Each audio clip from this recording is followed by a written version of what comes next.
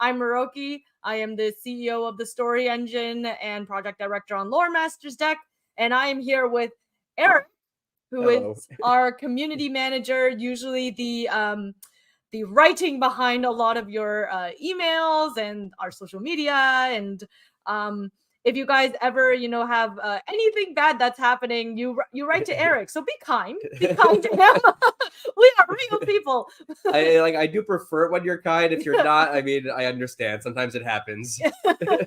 You're glad it's not me because I'm a lot sassier. And of course, we have Peter. Oh, this time I actually mirror image myself, who's the founder of the Story Engine, the creator of Story Engine Deck, Deck of Worlds, and of course, Lore Masters Deck.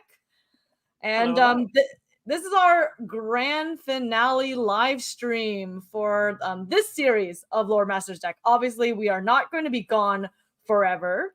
We are just accumulating in a very big climactic moment today. Obviously, we are distributing all of our PDFs to us wonderful backers. Who've backed us on our campaign and supported us in our pre-order store. So thank you all so much, I guess, in advance. I think we thank you a lot, but I'll never stop thanking you all for helping us bring this project to life. So today we will accumulate in this climax, and then we will scuttle away into our like little inventors' basements and take care of the next step, which obviously is getting the physical product in your hands. So, but don't go away too long because and make sure you stay on top of our socials, Story Engine Deck on Instagram, Facebook, Twitter, and the Threads. Are we on Blue Sky yet? We are on Blue Sky. On all the things, because I'm sure we'll come back sometime in the spring with like so many more cool things down the road. We can't share it yet though; it's a secret. Yeah, actually, I have a plan that I haven't told you about yet that I'm really excited. No! I'm not going to do it live. I'm not going to do it live, but I've got. What better an time idea to for, announce it than live? Yeah. So if I announce it live, Miroki literally cannot say anything about it. I see if our I ever strategy really want to here. sneak an announcement past you, yeah, I'll do that. I'm not going to do that. But I've got a little idea for the Deck of Worlds' anniversary is actually coming up in a couple months. I got a little idea for it that I'm going to share with you later. That's the teaser. That's as much as we'll give you. If you don't know, if you don't know, Deck of Worlds anniversary is coming up in a couple of months. And if you aren't aware of what Deck of Worlds is going to be, I think one of the things we want to share with you on today's live stream is just sort of recap our adventure of how we got here. Those of you who are joining us today, let us know if you got to know us through Lore Masters Deck, which is obviously the deck that we, our last campaign that happened in June with BackerKip. If that was like your first time learning about us, or whether you've been with us since Story Engine Deck, or maybe you came on through Deck of Worlds, which was the second deck in the, I guess, lifeline of the Story Engine. So yeah, drop a comment. Let us know sort of like where you came on the journey and how you discovered us. I think it's always really cool to find out who's sort of been with us and how did you learn about us. It's sometimes we just put things in the void, right? We're always like, la, we like share things. We're like, hello, and especially in the last few years too, right? Like a lot of us were sort of sequestered in our homes. We haven't really had a chance to do that many human interaction. Story Engine, I think, was birthed in 2019 or 2020? Remind me, Peter. So I was designing it 2018 and 2019, and then I launched it in 2019 and delivered it around the end of 2020 is when it started shipping. Yeah. Okay. Yeah. So when the world was like in absolute chaos, you decided to fulfill the Story Engine. Yeah. The first this was the first Story Engine campaign, ran 2019, fulfilled 2020, and literally the span of that of going from like how I thought it was going to fulfill to how it ended up fulfilling was we had a pandemic, so there's literal plagues. There was closing of borders because Brexit happened literally in the middle of fulfillment. We had a day where to the exact time of day where it would take for a truck to get to the French border, our fulfillment partner in the UK, Spiral Galaxy, had timed out the exact different set of scenarios depending on when the Brexit gate came down. on shipments, getting out as many as they could before then. And then there was an extra early snap closure of the border because of, I think it was Omicron or Delta or what, one of the variants had just started happening. So we worked through um, plagues, through the closing of borders, and then through the almost capsizing of one of our freight vessels. One of our freight vessels almost went down crossing the Pacific and had to put in for emergency repairs in the port of Tacoma. And it was just like it was the most wild time fulfilling that particular Kickstarter. So yeah, that was by far the most fraught one. Yeah, I was with you sort of through it, but in a much more removed way because I was just doing like a really limited consultation with you at the time, and I think kind of like I kind of watched it with the distance of almost like I opened a newspaper today and this thing Yeah. happened, and I was like, I'm that sure glad happened. I'm not the CEO of that company. I I mean, I definitely never thought of it that way. I was just more like, oh, I was like, oh, this is a struggle. Things are happening, and I mean, it's now that I think about it, Brexit was happening for a very long time because it really followed through, like it followed us through Deck of Worlds as well, like through 2022. We were kind of at the point we were like, I don't know if our UK partner actually can deliver to Europe. Do we need like another fulfillment partner? And how does this how does this implicate taxes? I remember finishing my MBA in Germany in 2016, and Brexit was already such a hot topic then, like trying to figure out how is this going to impact jobs, how is this was going to impact UK citizens living in the EU, European like EU citizens living in Britain. Yeah, it's a time. It's still a time. I don't know if anyone's joining us from the UK or EU today, but if you guys have like stories and tales of what's going on the other side of the pond, because if there was anything I learned about living in Europe during that time is like you get a very different set of news over there for obvious reasons. Obviously, your priority is very different, but yeah, Story Engine Deck, that's kind of the tale. And then, of course, Deck of Worlds launched in 2021 and fulfilled in 2022. And I think maybe some of the things that's worth mentioning too is just like both of these stories, like both Story Engine Deck, both of these stories um, kind of came out with endings that I think you didn't expect, right? Like the thing that made this, what took us all the way here to Lore Masters Deck is obviously like Story Engine Deck ended up being such a bigger success than you ever could have imagined, Peter. And then Deck of Worlds decided to top that for you. So can you why don't you share a little bit sort of that particular journey? Yeah, it was very interesting. And like the transition from Story Engine to Deck of Worlds was, I think, unique for me because I was working on Deck of Worlds kind of quietly while waiting, while all the freight stuff was going to heck and the pandemic was spreading. Um, so yeah, there were sort of two inflection moments for Deck of Worlds for me. One was actually using writing and planning Deck of Worlds as like a quarantine kind of self therapy. Like I was living in Edinburgh at the time, and there were like some rules about how often you can go outside, so like getting to like roam these big landscapes in my head was a very nice way to stay safe and indoors but still not feel like I'm trapped in a small flat in a city that I just moved to where I didn't know anyone.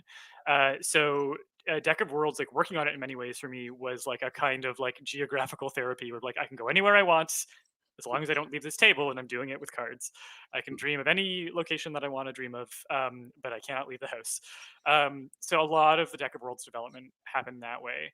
And yeah, like just getting to treat it as like this sort of experiment and exploration of mental geography was kind of a unique thing for me. That was a big moment in the development of it. And that's how it, you'll notice that like one thing that makes Deck of Worlds very different from Lore Masters Deck is Lore Masters Deck explores, like it maps relationships, but it doesn't map space.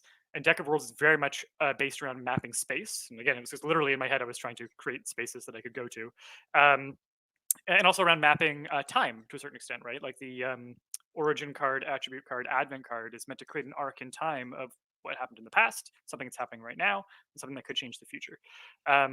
So yeah, that cracking that code a little bit for myself was part of my quarantine therapy, and then I continued to do a lot of queue writing as the world was melting down and and freight was going off the rails, and my ship almost crashed. Like a lot of cues around the like coastlines expansion came out of me just thinking about hoping this vessel makes it to port. But I was like tip tapping, writing away on that for pretty much throughout fulfillment. Um, for the story engine, and then and then the campaign was wild. I had thought like this is like a little bit more niche than story engine. World building is there's fewer people who do world building than who do story crafting, so probably this is going to be a little bit smaller than the story engine campaign. I had some hopes that it would go big, but it is like the first time that a campaign started taking off, and I was like, oh no, it's doing too well. I don't know if I'm going to be able to keep up with this. So Moroki came in as a consultant to like help manage the logistics, because I realized like this is I want to do right by all of these people who are excited about this and who want to see this grow. I don't think I can do that on my own. I'm absolutely going to need more support. So that's when Zach came on really for the first time. It's when Moroki stepped up her role considerably and took on logistics for that project, so that I could just focus on the design work. And that was like definitely another huge inflection moment. It just hit so much harder and faster than I ever thought it would as a campaign. But we grew with the scale of it, right? Like we had people asking us to deliver these things, all of these stretch goals. So I said like I will figure out how to bring in the guest writers, the guest designers, the logistics coordinators to make this happen. And it was a little bit humbling because there's a moment of me being like, there's no way that I can do this all myself, and there are people who are going to be better at this than I am, and I should get out of their way. Basically, was the other sort of lesson I learned from Deck of Worlds. How do you remember that period? I'm curious, especially the fulfillment. Yeah,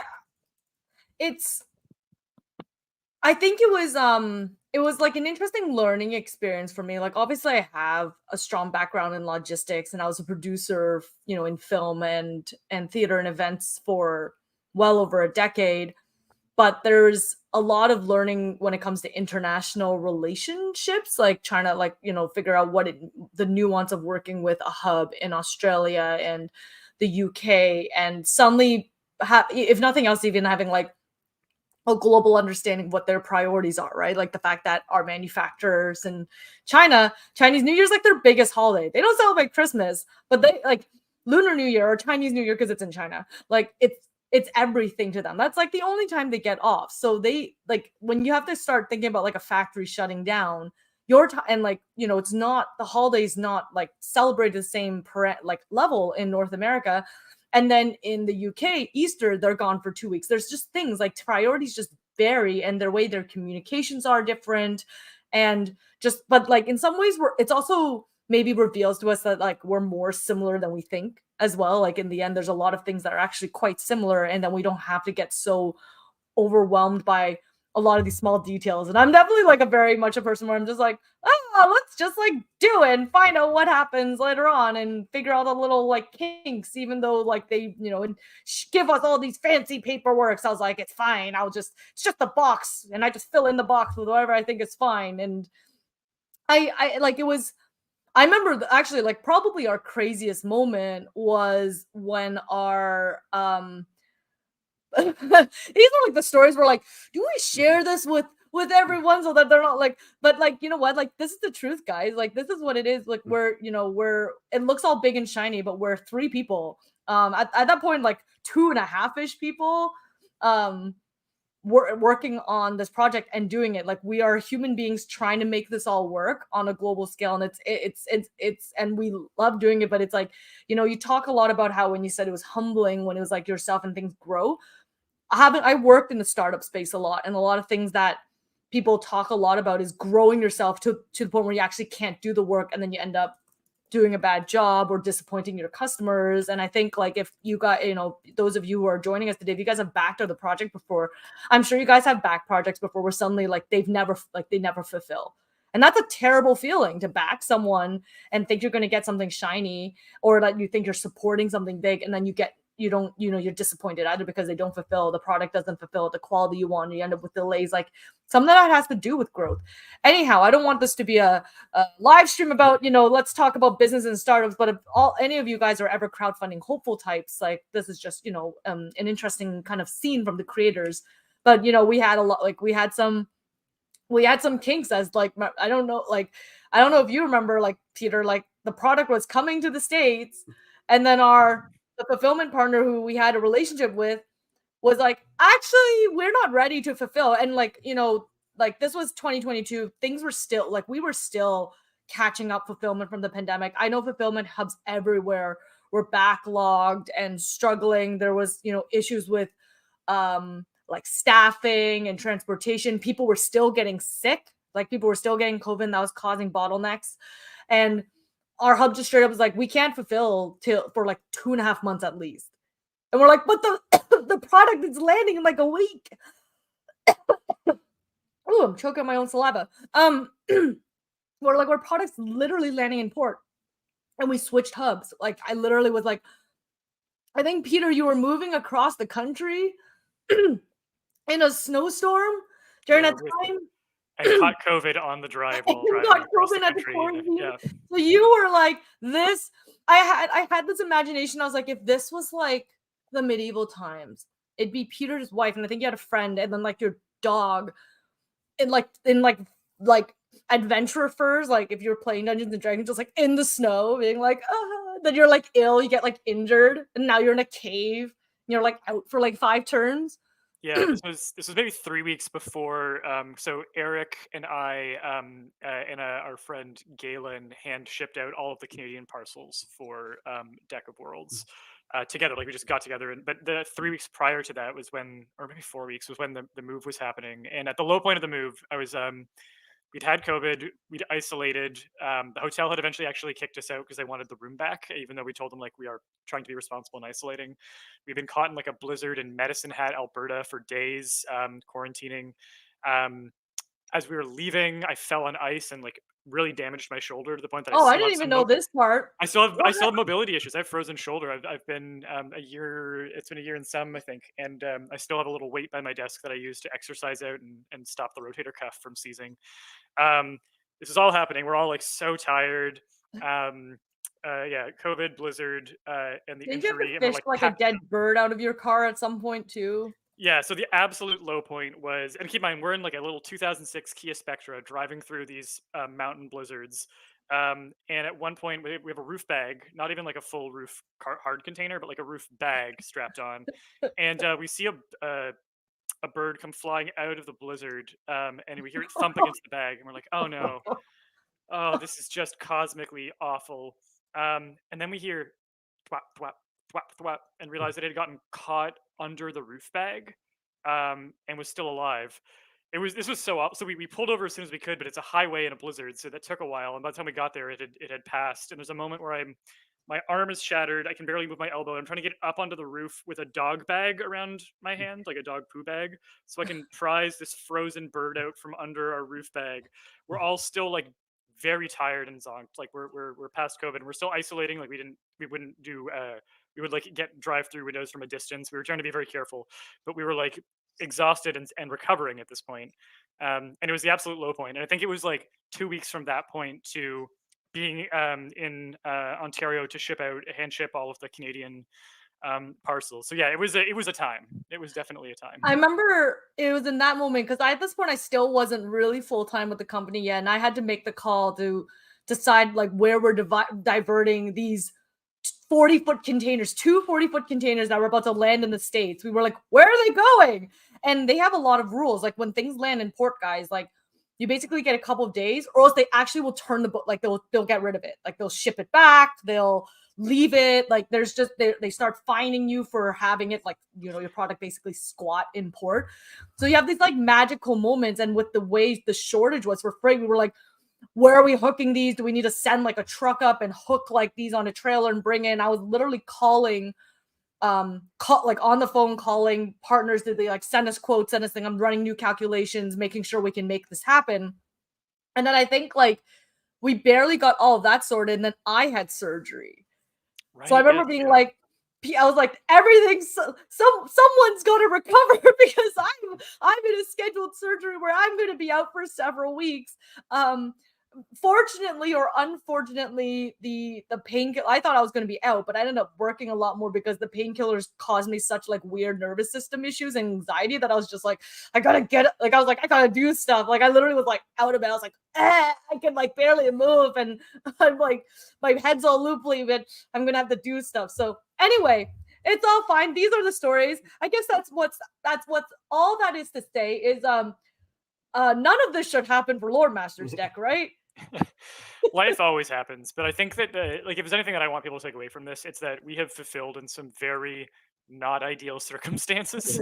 And we care about this a lot. We deliver. Like we've We worked care through about it a lot. Like, every curveball that we've had. We have worked through and found a way to deliver. We've tried yeah, to we've been as communicative as we can through it and giving people updates. And I usually do a retrospective at the end of the project where I talk about what went wrong. And I very much separate things that went wrong that were outside of anyone's control, and that's where like our you backers mean have I always been couldn't super fly to patient. like one of the canals in South Africa and unplug it single-handedly when the Yeah, channels got jammed? yeah. We have not had to do that, fortunately. But we have like we've hand shipped stuff. We've taken on international shipments ourselves before when that would have slowed down another partner, so we were able to like offset or move certain shipments around. We've done a lot to sort of clear the decks and make things happen, and we'll do that again for Lore Master's deck if we need to. And we're still talking about whether or not we're going to hand ship Canada or if we're going to bring in someone else to do it. But there's a chance that it'll be all of us rolling up our sleeves and hand shipping Canada. Last time, biggest possible Canadian cliche. When we had to get the pallets into my parents' garage because we were fulfilling it at my parents' house in Ontario, they had their canoe. They have two canoes, and they had their canoes hanging. We actually had to raise the canoes higher to make enough room for the pallet to get in under the canoe. And it just felt like the most Canadian stereotype I could possibly have imagined as we stacked 3 pallets worth of games in the garage, which they very kindly cleared for us. Well, that's what we're trying to say. It's not almost there. Don't worry. I am if nothing else, my job is literally to constantly predict all the bad things that will happen and find ways to mitigate it. It's like, making sure you have hyper potions or restore potions ready while you're entering a Pokemon battle, or making sure you save your game before you fight a big boss, so that if you die, you're not going to be like sent all the way back to some previous checkpoint. Yeah.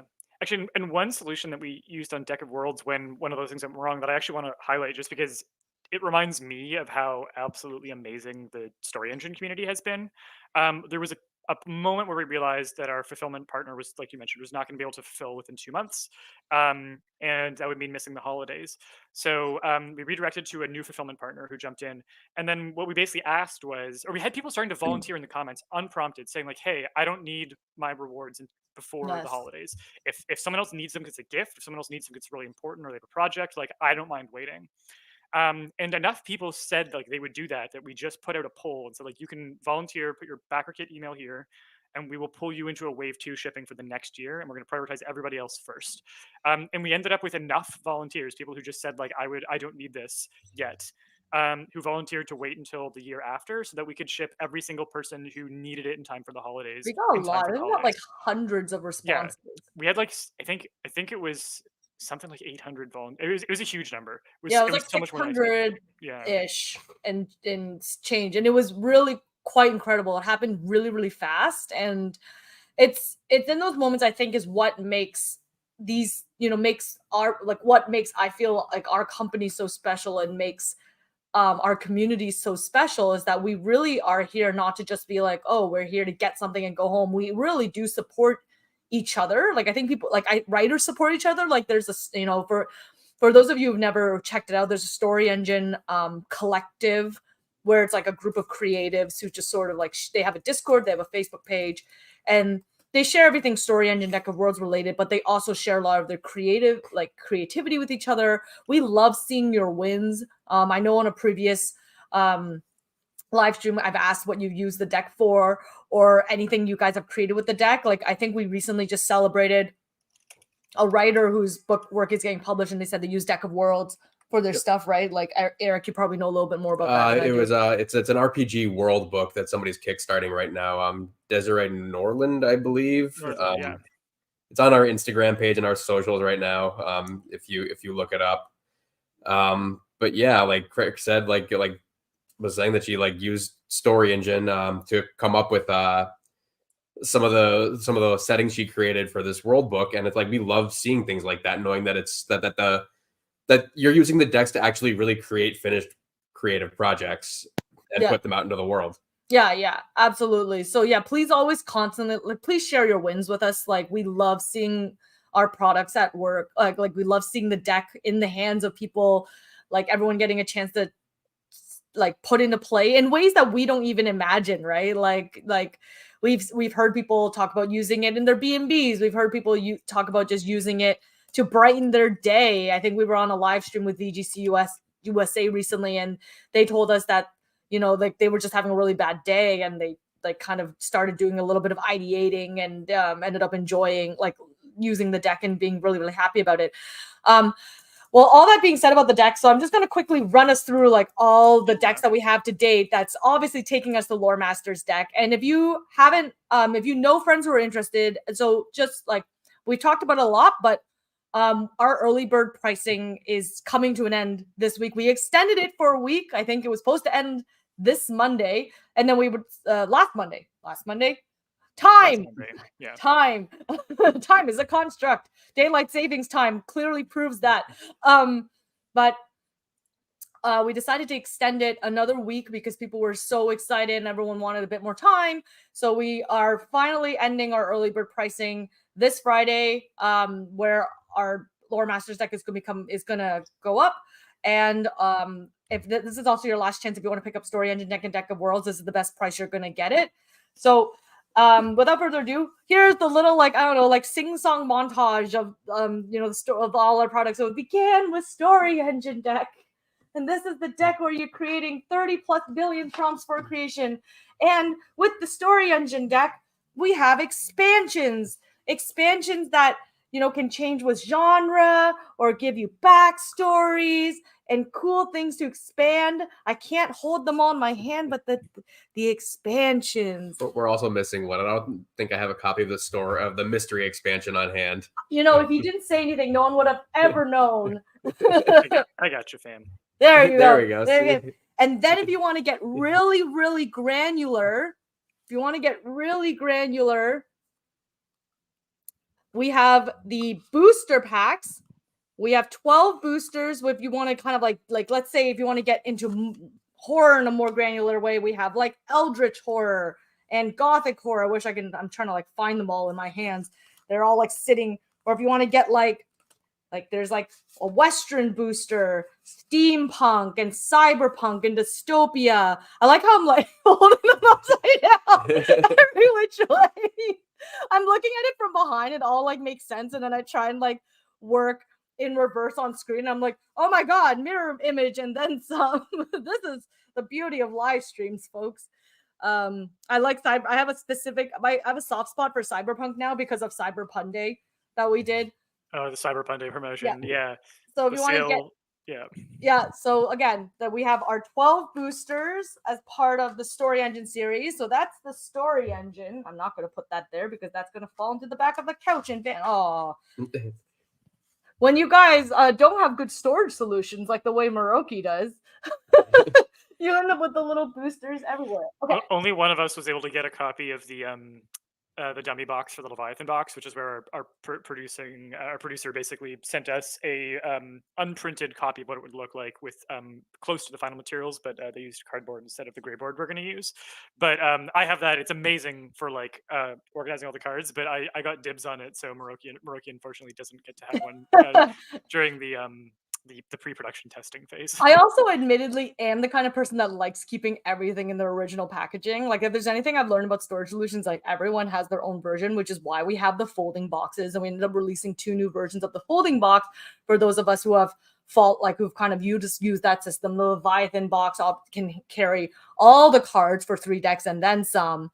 And then we have the collector's boxes, the beautiful cigar boxes that can carry the Lore Mastery or the Bridge expansion. So it's like how it works. Me, I'm that person. I'm just like, I like seeing everything in its own, like, whatever. But anywho, moving on to the Deck of Worlds, building worlds, or in Peter's case, building worlds because he couldn't travel anywhere.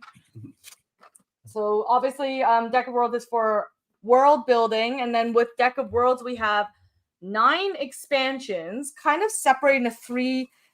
We have like 3 genre expansions. So fantasy, mystery, and fantasy horror. Sci-fi. And horror. They say fantasy in the scene. Now I'm like thinking about the elusive mystery, and now sorry. Thank you, Peter, for correcting me. Fantasy, sci-fi, and horror.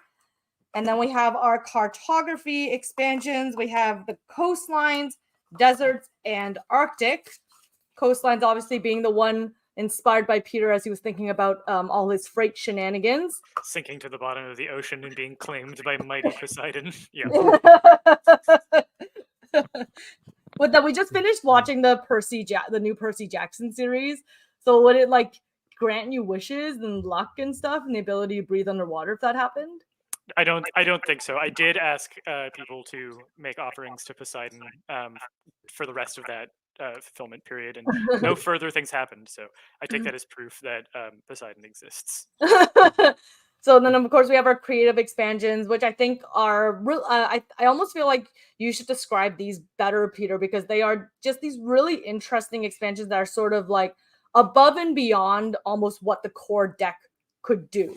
Yeah, right? Each one adds at least one new card type that is meant to like let you create new and different things using the main core set. And actually, all of them work as standalone expansions. Like you could actually not have Deck of Worlds and have these, and almost use them like flashcards for your settings. But yeah, so the Culture Keyholes expansion, which is one at the front there, is used for every card is 4 different world building questions that ask a small keyhole sized question about the cultures of your world that, like, when you think about it, it kind of tends to open up these larger truths about the world and what people value there. So there'll be questions about like, how do they say goodbye to their dead? What's a popular drinking song in the local pub? Is there a school system, and what do kids learn in school? Like, what does their family organization look like? Do they have multi-generational families? So like, there'll be these questions that are meant to really get you to think about little aspects of your world that tend to open these bigger observations. So I really, really loved working on those. There's the Lore Fragments expansion, which has the word lore, but it's not related to Lore Master's deck. It existed before Lore Master's deck was even a twinkle in my eye. And this one is 2 types of cards, but basically it's meant for prompting specific in-world pieces of written or illustrated or acted lore. So there might be a prompt for like creating the daily prayer that is said in a certain town or chapel, or deciding who there is a sculpture of in the middle of town. And the goal being that it's meant to give you these sort of like physical substantiations of lore that actually exist in the world. And for a variety of creative disciplines. So like if you're a songwriter, there's song-based prompts. If you're an actor or someone who works in theater or drama or improv, there's some like acting-based prompts. So every card has a variety of different mediums. So what you're saying is my next song needs to use this little expansion here. Yeah, I think it could work. Challenge accepted. And then there's also a little deck of they're called flourishes, but they're basically little like restrictions or stylistic challenges that you can choose to add to the lore fragment you're creating. So it might be that, like, let's say your prompt was coming up with a ghost story, like the local ghost story for a town. The flourish might be, but it's told by someone who's really hammered right now. It's meant to be like just to add this little flair or layer that's optional. And then the last one of those is the adventure prompts expansion, which is really fun. It actually so it can work on its own, it can work with Deck of Worlds, and it can work with Story Engine deck. And basically it actually in some ways was a little bit of a testing ground for Lore Master's deck, or for the way that the link queues work, because it'll give you the framework of a quest or a story hook, or something that the characters will have to do, and you fill out the details of that quest by drawing cards based on basically link queue icons. So who's giving you the quest, it'll give you a little prompt to pull a figure card or an agent card to fill that out, and by the end you have this little customizable quest you can drop inside your world, and it lets you kind of have a quest board going of active quests for your players in a tabletop RPG. Or if you just need a quick story hook that comes a little bit more pre-formulated than a Story Engine one, it'll give you an armature to build that around really quickly. Yeah, and those are the creative expansions. I had a lot of fun with those. So those are our 2 decks, Story Engine deck and Deck of Worlds. And then hopefully soon, hopefully by the next season of live streams that we do, we will have some physical samples on hand to share with you Lore Master's deck. We have obviously, like, we created some alpha decks, which is what we're using to do our demos with you through the last live streams. But hopefully next time we'll have like some boxes in hand and some play mats or pins and all the shiny things to show you. Yes, we'll definitely do an unboxing. Yeah. Oh yeah, we should definitely do an unboxing. Is unboxing still popular, guys? I think it's always popular. Yeah. I keep making them whenever I like get something shiny and new. I'm like, ooh, and then I do an unboxing, and I'm like, I don't know if actually anyone wants to watch this, but that's just too bad. Sometimes I just do it for me. Yeah, things just can be done for ourselves. Before I think we're probably getting close to where we want to distribute all the things. I did see one question. If you guys have questions that you guys want to share with us, please drop them in the chat as well. We will do our best to answer them throughout the live stream. I think I saw one quite early on, just asking about the print and plays, Peter, about redesigning our eco prints to be more in line with the new ones. I guess, like, I know we did do them once. Yeah, so I think that this particular question is probably about the fact that because Story Engine and Deck of Worlds have illustrations and Lore Master's deck do not, the card types that have illustrations are still full color. So right now, I'm not planning to change that for the eco expansions. I think it would be hard to like pull your region and you can't actually see what the region looks like because it's just the word. I think there'd be a lot that's lost if we took the illustrations out. So right now, for the eco print and plays for Story Engine and for Deck of Worlds, there's no color in the background of the image. Or there's no color in the background of the card if it's a text-based card. If it's an image-based card, it looks the same as the.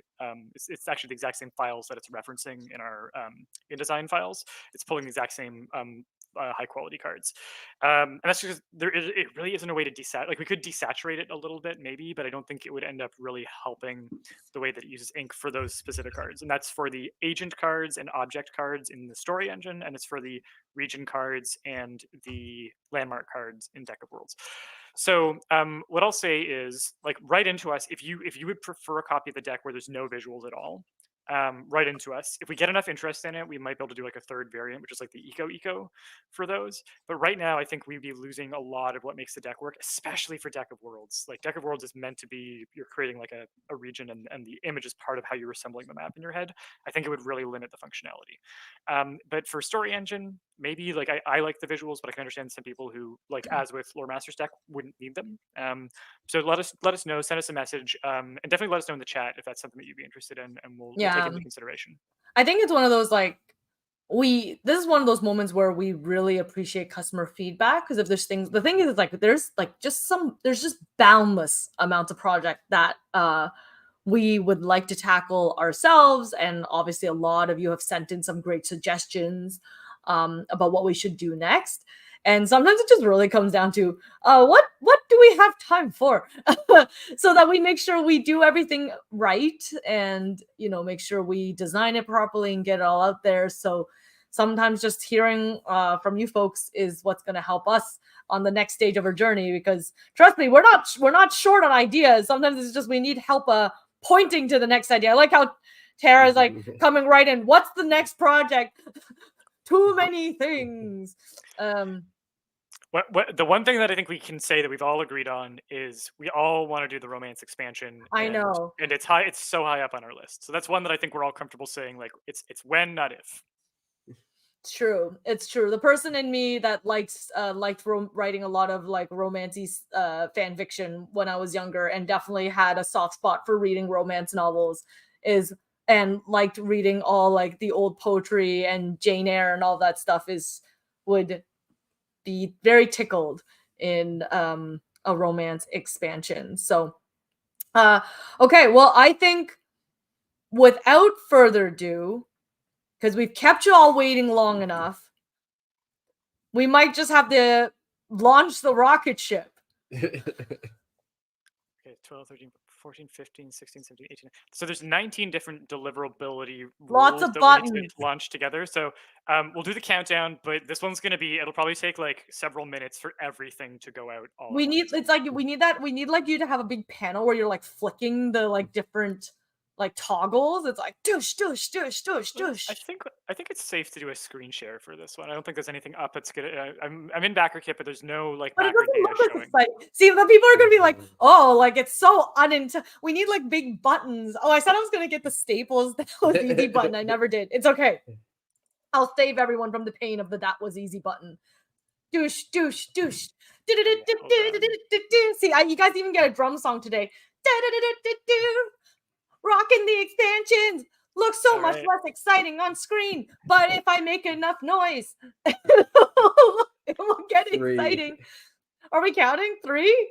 3, 5, 4, 3, 2, 1. Lift off. All right, starting distribution. Tchaikovsky, we have liftoff. Lifting, pressing buttons. Do it powerfully, Peter. We should like powerful pressing. Press the buttons. Press it like a video game. Still It's starting to refresh the page automatically, I think, because I'm starting so many distributions. We'll see. Back of kids like, what's happening? Oh God.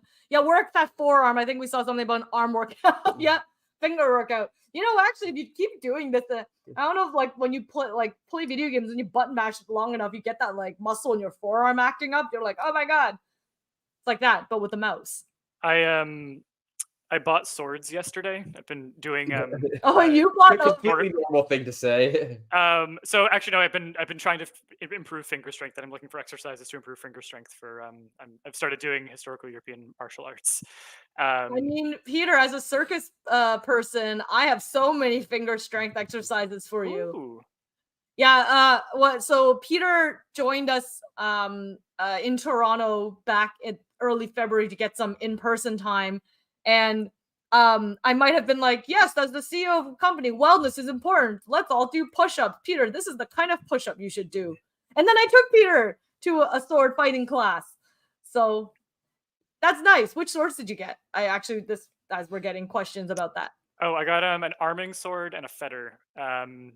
Someone who was leading the HEMA club was selling all their old gear, and he's exactly my size and build. And was selling his old kit. But I will. This is mostly because we need to wait for these numbers to go up. That I am going to. I will pull out the swords to show people while we wait for the numbers to go up, because this is a lot of numbers to have to wait on. Do you still have to press buttons? Oh, and I got a couple of old foils. No, it's just like every time I refresh, the number goes up. But all those distributions have been started. It says start distribution, but the number is continuing to climb. Okay. So maybe you can stop the screen share so that you can better show everyone the swords. Better visuals, which will be more exciting than a screen. Yes. See, now that Peter's mic is off, see, it's like maybe he doesn't like maybe he envied the fact that I sabered a bottle of wine for our closing live stream with a big ass sword, kind of Spartan sword. So he's like, I too need to show my sword collection. Kind of has like Edward Scissorhands vibes. I was gonna say it's like giant Wolverine.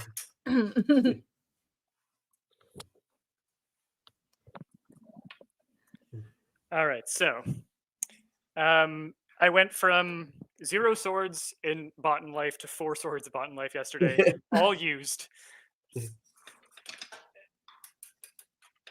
So this is the arming sword, which is the one that's actually going to more or less fit on camera.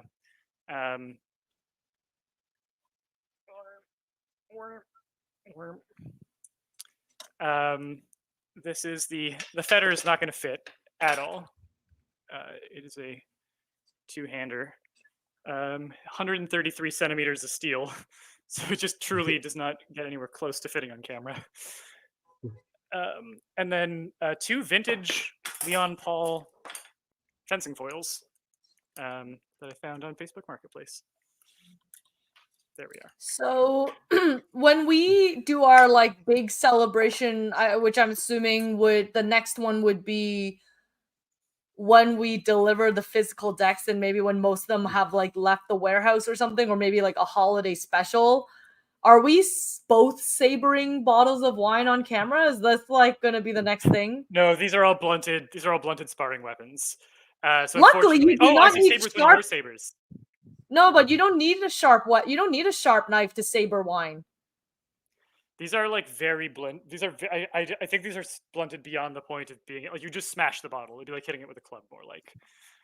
No, like it's because it's all about just you just need like an edge. Obviously, a sharp edge helps, but there's a reason why like in the wine sabering community, there's a lot of people who try and saber with different objects to just sort of prove like what can you saber with.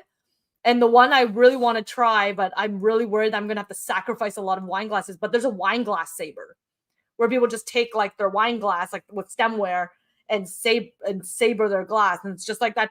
It's more physics. It's more about like matching the seam line, and that seam line impact breaks the seam line of the lid. So it's possible, Peter. We have between now and like December to figure this out.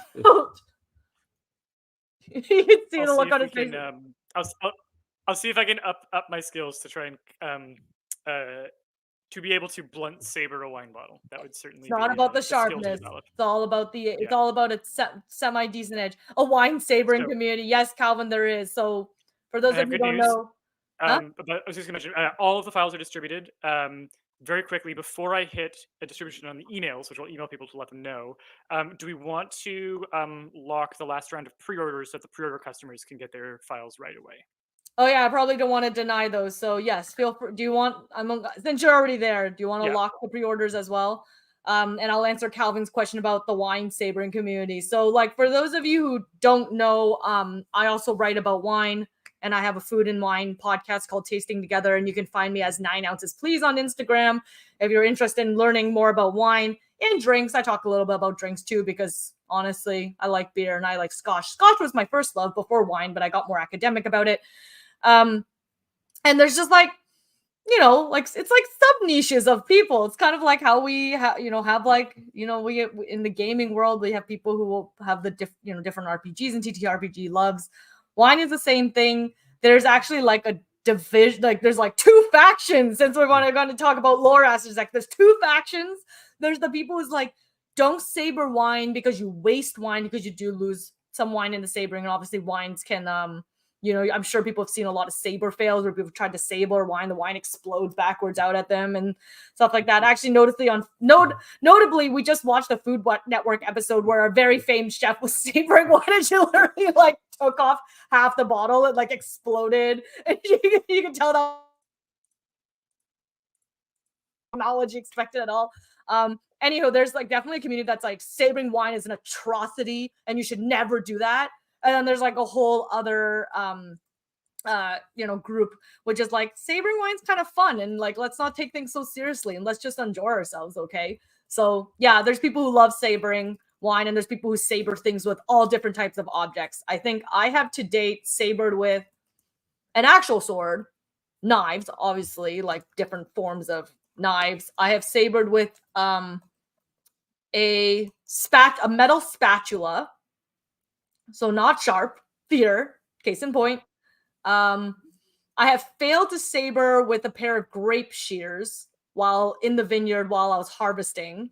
So that didn't work out.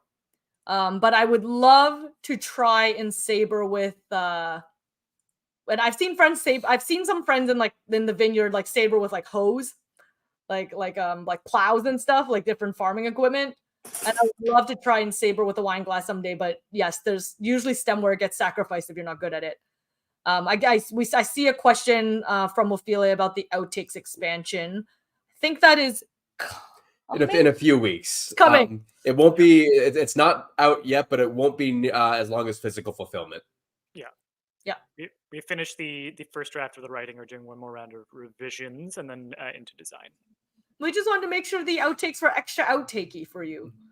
And all the Easter eggs. Oh my God, we should I did have this total thought. So we're going to talk about random announcements. This is not a promise, guys, but I did have a moment because the Oddballs and Outtakes deck definitely has Easter eggs, some of Peter's personal joys. I know there was one that we kind of thought was like a cute reference to Pokemon. I feel like that actually might be in the promo pack.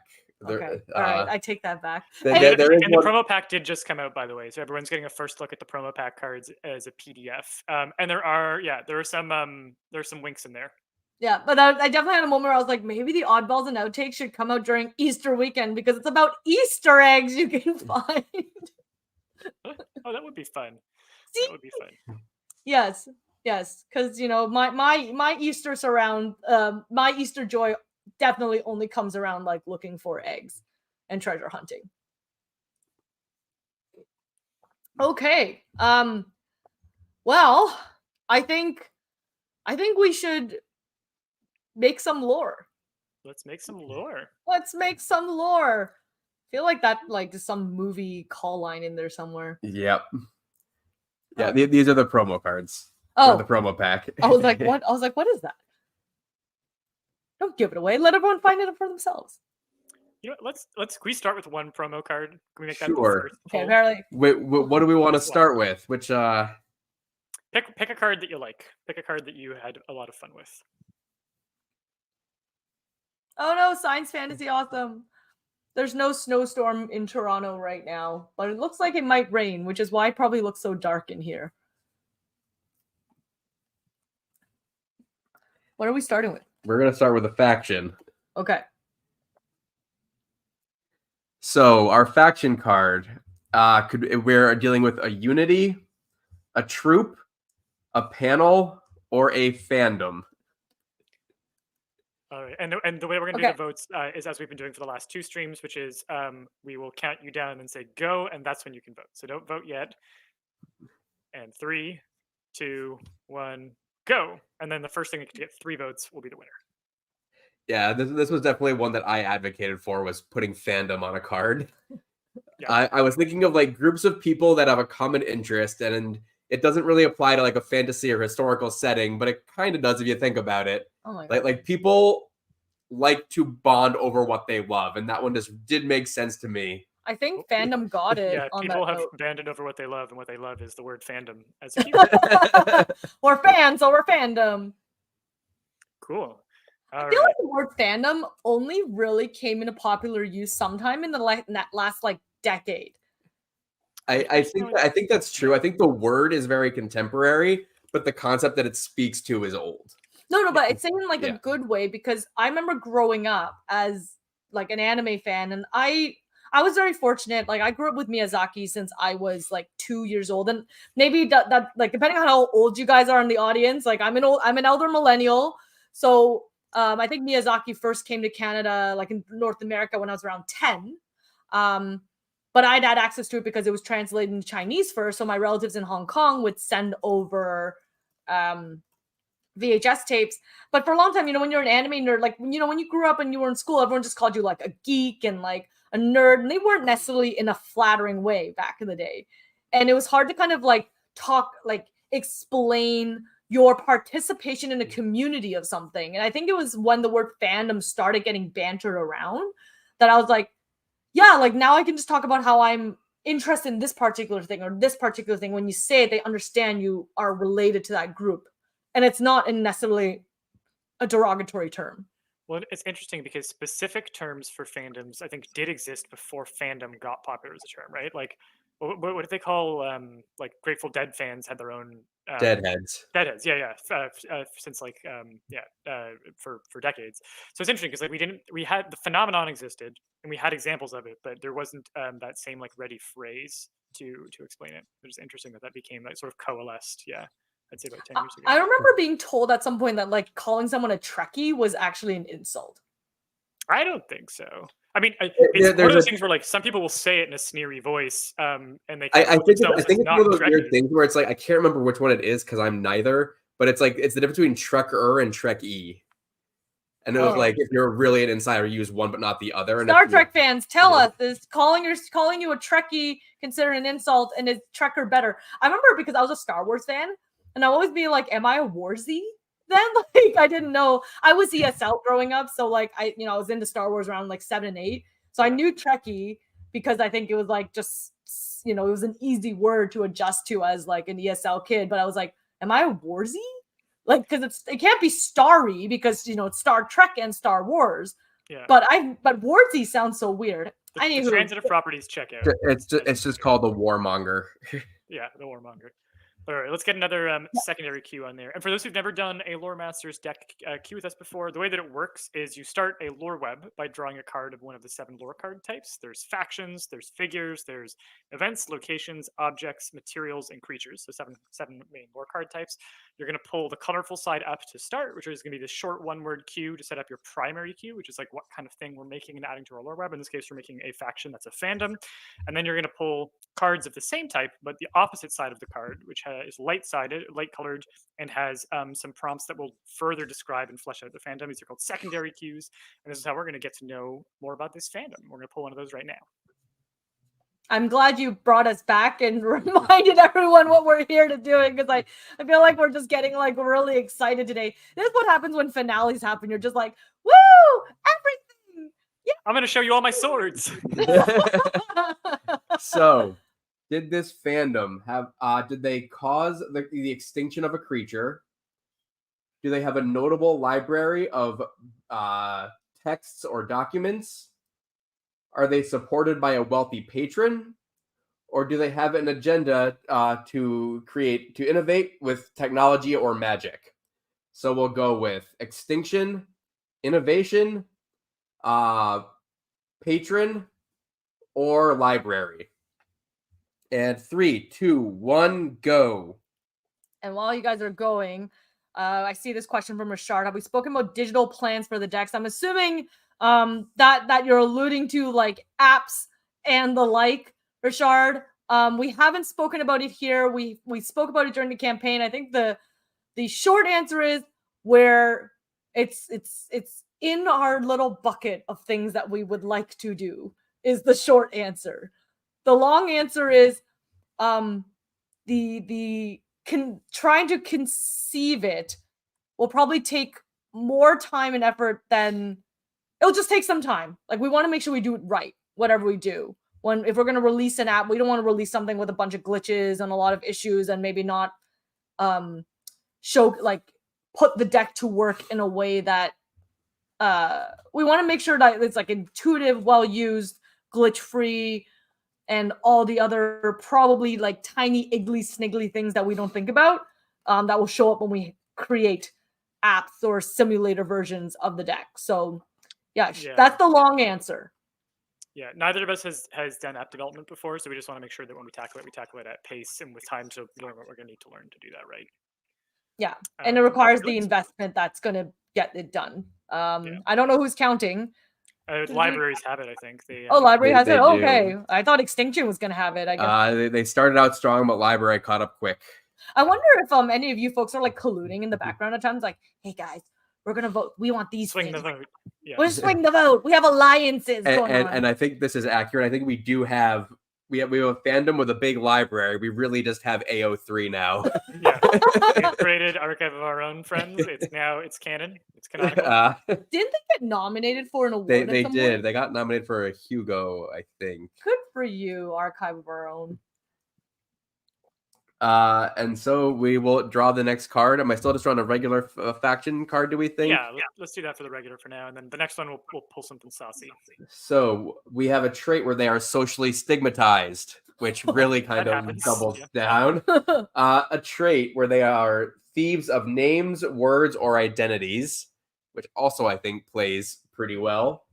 An agenda to find a lost or missing leader. A background where they cause the destruction of a location. So stigmatized, location, missing leader, or thieves. And 3, 2, 1, go.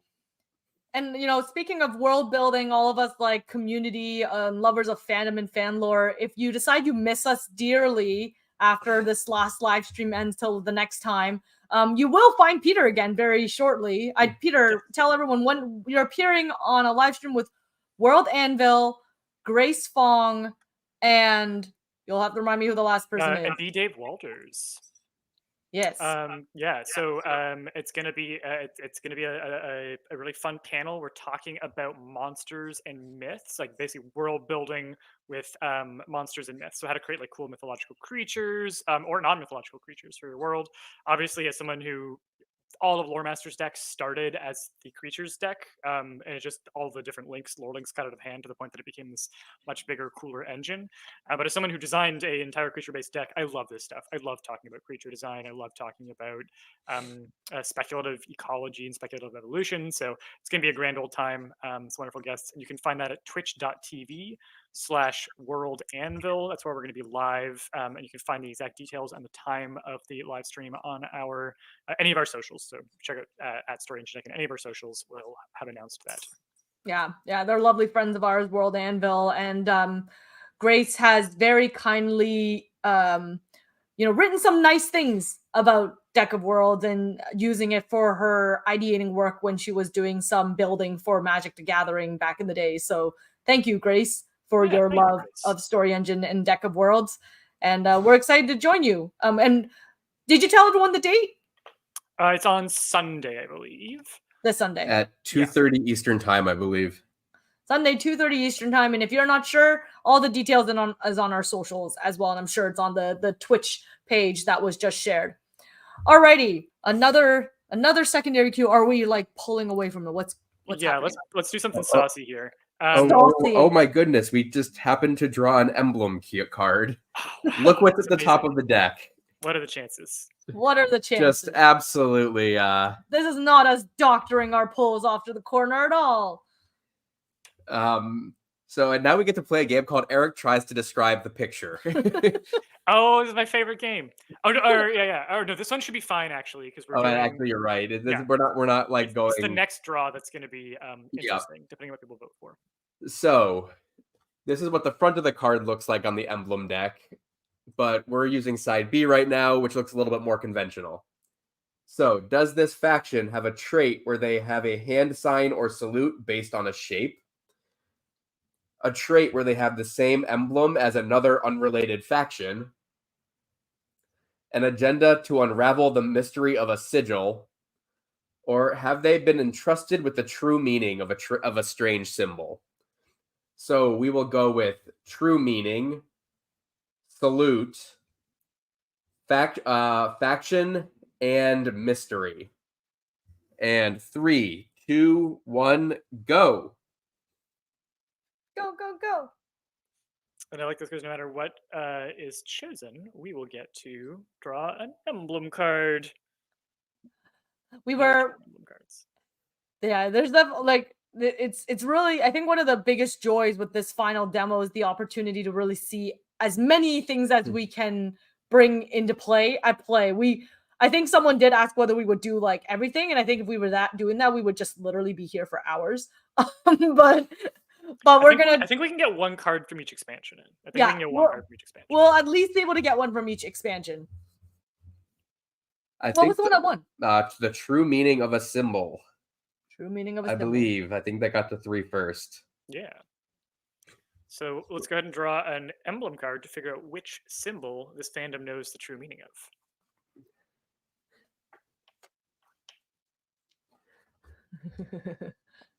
We appreciate the support, Bronwyn. We have done it. I think our opening live stream went for like 4 hours at least. 5 and a half. And our closing live stream for the original campaign went quite long because we kept the choo-choo train going. Yeah, the choo-choo train. Okay, now we get to play the game of Eric Tries to Describe the Symbols. So we have mage with staff. We have leaves. We have pine cone. And we have A. On the other side, we have a compass, a portcullis, a man with a mustache, and a mustache lion. but no head. He's like a ghost, like where the only thing visible is like your mustache and your clothes. It's like this is what a stylized Mario would look like if you just like kind of modern Mario. So yeah, those 4: A, pine cone, mage, leaves, mustache, portcullis, compass, and lion. And 3, 2, 1, go. Yeah, I'm also on board with Forrest Dew there. I intended this one as a trilobite, and evil kitty girl agrees. Okay, they're moving too fast now for me to be able to keep up with. I know. It's almost like I can almost imagine like everyone hitting enter at the same time, and then like the little YouTube algorithm must be like, what little electron came through first? This is a really it's really close split. Oh, I think Pine cone has it. I think the pine cone, the trilobite pine cone got it. I think just especially this is what happens when people start say trilobite and pine cone. Then now we were like thinking two words at the same time, and it's one of these moments where I'm like, dang, like we actually had like a polling ability. See, I think for like I'm gonna have to figure out if there's some cool app that we can do for like actual polling, so we can see little things right up and down, and we can do like fun trivia competition things. This is me brainstorming here. I know we can do it for Twitch. I think YouTube is very limited in what it can do for streaming, unfortunately. But we have parked the Story Engine Deck Twitch channel. We have it parked. We're not using it, but it's a thing we could consider. But I will point out very quickly for folks who are seeing the Emblems expansion for the first time. So it's divided into cards that look a lot and work a lot like the primary lore cards from the main deck. That's what we drew at first there, where we ended up with the cue that they were entrusted with the true meaning of a symbol. And there you'll see there's a little icon which tells you that you're going to draw an emblem card to finish it. When you draw emblem cards, they're double-sided in a way where you actually work with both sides every time. So you'll pick between 8 symbols, 4 on each side, and then you'll tuck the one that you think best fits the cue. And speaking of which, let's just do a little review of our cues here, because we have a fandom of probably fan fiction writers who have a notable library of texts or documents. This might be archive of our own. They are thieves of names, words, and identities, and they've been entrusted with the true meaning of a symbol of this little. It could be a pine cone, it could be a trilobite, but I would love to see some pitches in the chat for what people think that symbol is, who entrusted it with them, who entrusted it to them. I think that. Yeah, I'm not sure about the symbol yet, but I definitely think it's like thieves of names. It's like if they write you into fan fiction, it actually usurps whatever your identity is in the real world. Oh, interesting. Interesting. That yeah, you lose your personality and start taking on the personality that they wrote for you. Wasn't there something like wasn't that in like Will Ferrell's Stranger Than Fiction? A little bit, right? Like in Stranger Than Fiction, like I mean, it's not the same. He wasn't really taking on, but it was more like he would do his thing, and then he would hear a narrator's voice in their head the entire time. Emma Thompson, I think, turns out to be the one writing his life. Yeah, and it becomes like a whole thing where he's like, "What do you mean I'm gonna die?" And changing that. So I mean, it's so the possibility exists. I mean, who like. I don't know who of us hasn't fantasized that our creations of fiction or that fiction we've read doesn't have like a life somewhere in some universe or possibility in our world. Who has like those of us who are writers, if we have never written some sort of fan fiction where the characters end up in our real world, you're lying. Yeah, it's interesting because the pitch that Eric had about like your personality gets overwritten by whatever you're written as. I'm thinking like one of the things that's very interesting about trilobites as a symbol is that like they're a very early arthropod life form. And a lot of different things evolve from that simple skeleton. It'd be interesting if the archive like kind of contained all of the versions of yourself from before you were overwritten. So almost like the evolutionary record of like trilobites being like, here's like an ancient, like Xerox or copy held in sediments of the thing that used to exist. There's these old records of who you used to be before your personality was overwritten, and this archive is in some ways like the collection of all of these different competing past selves or something being written over. I think there's something fun about that image. I would wonder if the fandom was entrusted with with a symbol, are they fandoms of the symbol? Like, are they weird? Like, are they like super nerds of prehistoric bug creatures?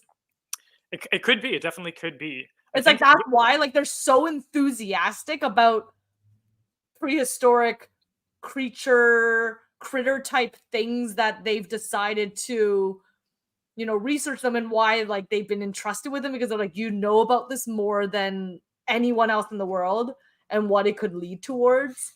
Like let's put it this way, like horseshoe crabs are weird and probably prehistoric, and they look super dangerous, but they're actually incredibly harmless. And then they're like weird blue blood can like cure cancer or something. Like they have like their blue blood literally has a like almost like a miraculous health thing attached to it. So clearly like prehistoric creatures have a lot that we don't understand. Yeah, I think there's something in that this these records of older creatures. That's something about that symbol is interesting for sure. And I'm definitely thinking about like the true meaning of the symbol, which suggests that there's a surface meaning that maybe people assume, and then there's a deeper meaning that's accessible if like the truth or if whoever entrusted them. So I'm curious to pull more at that lore thread for sure. Okay. Well, we have one more side, and then we can keep building out from there. Yeah. So why don't we randomly pull? Do we want? Let's do another standard draw. No, let's do deities. Let's do deities. Let's do a deities queue. Oh, look at this. We pulled Just randomly so coincidentally a deities card. So, does this fandom have a trait or a background somewhere? They were founded by a deity, an agenda to mine the body of a fallen deity, a trait where they have a complicated relationship with a deity. Yeah, that's the romance right there. Or do they have a unique holy symbol? So we're going with holy symbol. It's complicated. Fallen deity and founded. I'll just. Okay. 3, 2, 1, go. And if you guys, if this is your first time experiencing the deities deck, we actually just did a live stream on the deities last week. So you can always go back through our YouTube archive to check out how the deities works. But maybe if you want to give the Cole's notes for the deities expansion and what it does and how it ties in, so that when we're making all these jokes about pulling random things, they'll know what we're talking about. Yeah, I explained how the emblems expansion works, but I didn't actually explain what it was. So I'll do both of those really quickly now, double barrel. So the emblems expansion is an expansion that we developed for introducing symbols to the world, and these can be symbols like of a faction. They can be glyphs and runes. They can be the scripts around which an alphabet is based. They can be abstract. They can be literal. But it's a whole expansion dedicated to looking at symbols and the way that they hold and code meaning, and how that can deepen the relationship that you have with your lore and your world. So those are really fun. We had a little experiment with that here. And the deities expansion is an expansion dedicated towards introducing deities to your world. It introduces a whole new card type. So there's like an 8th type of lore card that gets added to Lore Master's deck, which is the deity cards.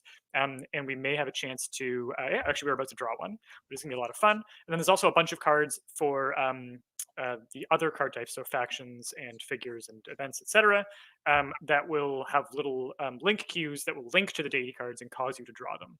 So it's this combination of 2 different types of cards. And here we've randomly drawn a faction card from the deities expansion, which had a number of queues that would prompt us to draw a deity.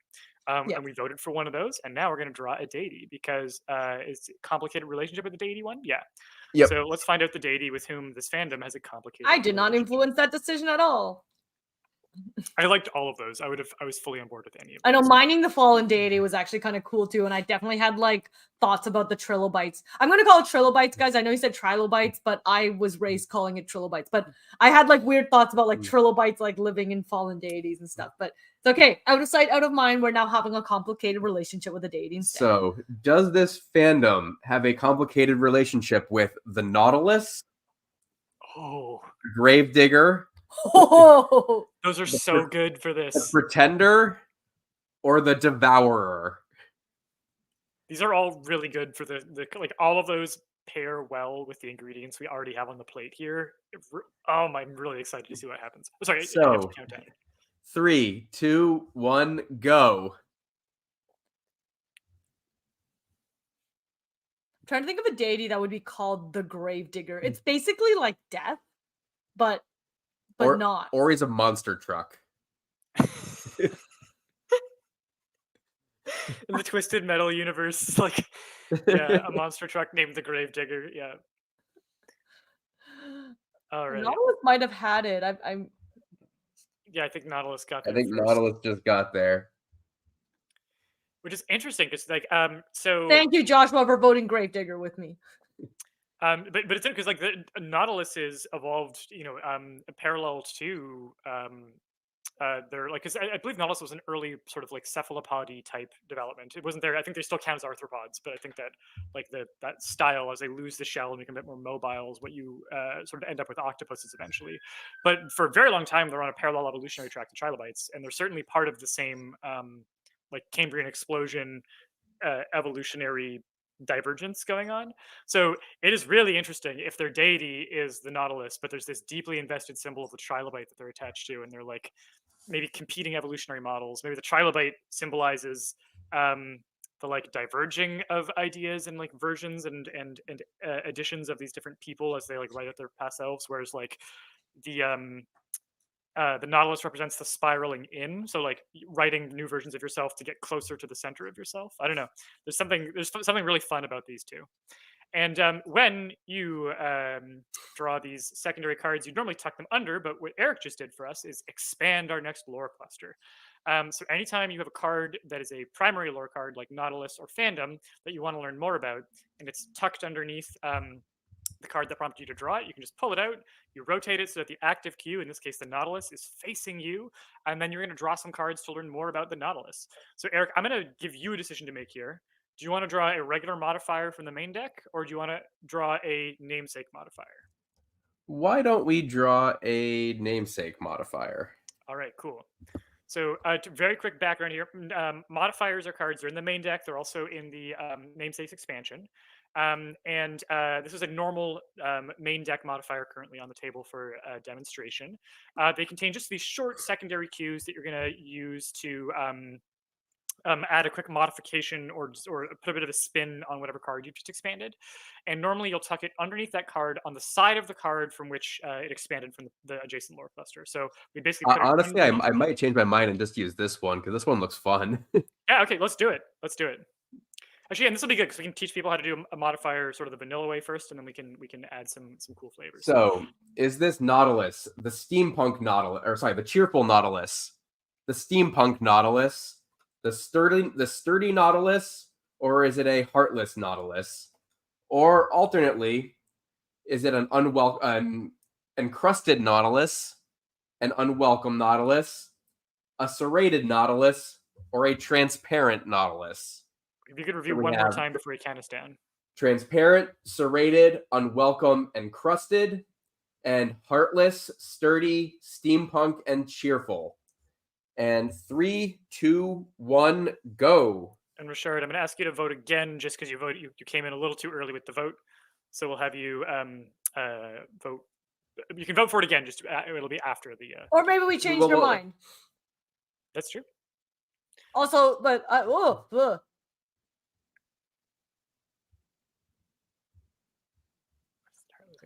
think Steampunk got it anyway. Yeah, I was gonna be like, I'm pretty sure Steampunk got it anyway. Amazing. All right. So we have a steampunk now, which is as an image, super cool. It is. I'm very into this image. The idea of like a spiral of gears is very cool. Very, very, very cool. I feel like this entire vibe that we've created with these lore clusters is exactly what a fandom would be. Would be into, or like what we as fandom people would probably be into. Very much so. Very much so. I vibe it.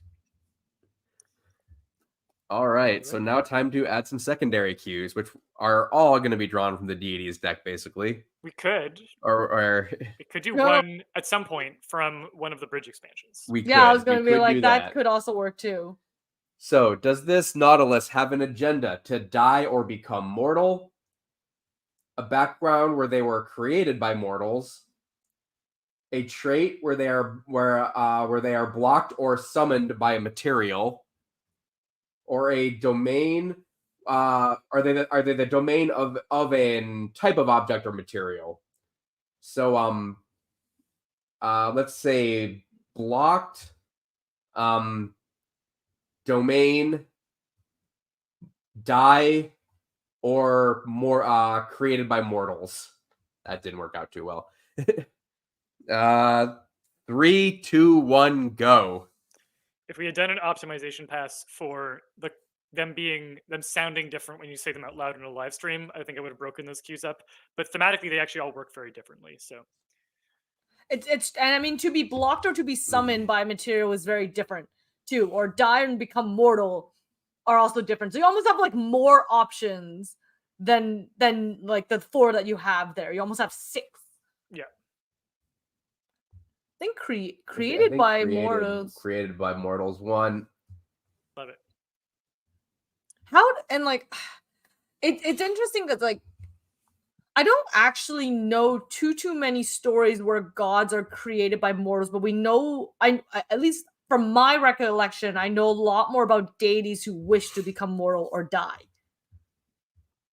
And like and like there's sometimes, you know, you get like the mortal or like the demigods who want to get full god status, or you get the gods that become mortal for a hot spell like Hercules and then they become gods again. But that's not quite the same. Like it's not quite the same as just like there was really nothing there and then it was like forcibly manifested. Yeah, I guess American Gods has a little bit of that energy because it's like you believe in the thing long enough and then the god will appear. And I think it's like one of those things that works well if you want a story that doesn't have literal gods walking around in it, where it's like the god is created because really, unless Zeus, we think Zeus actually existed at some point, somebody kind of invented him to believe in.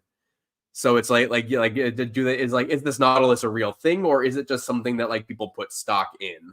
Well, the fact that it's steampunk means that it was in some way constructed, right? Yeah. Which so those two play nicely together.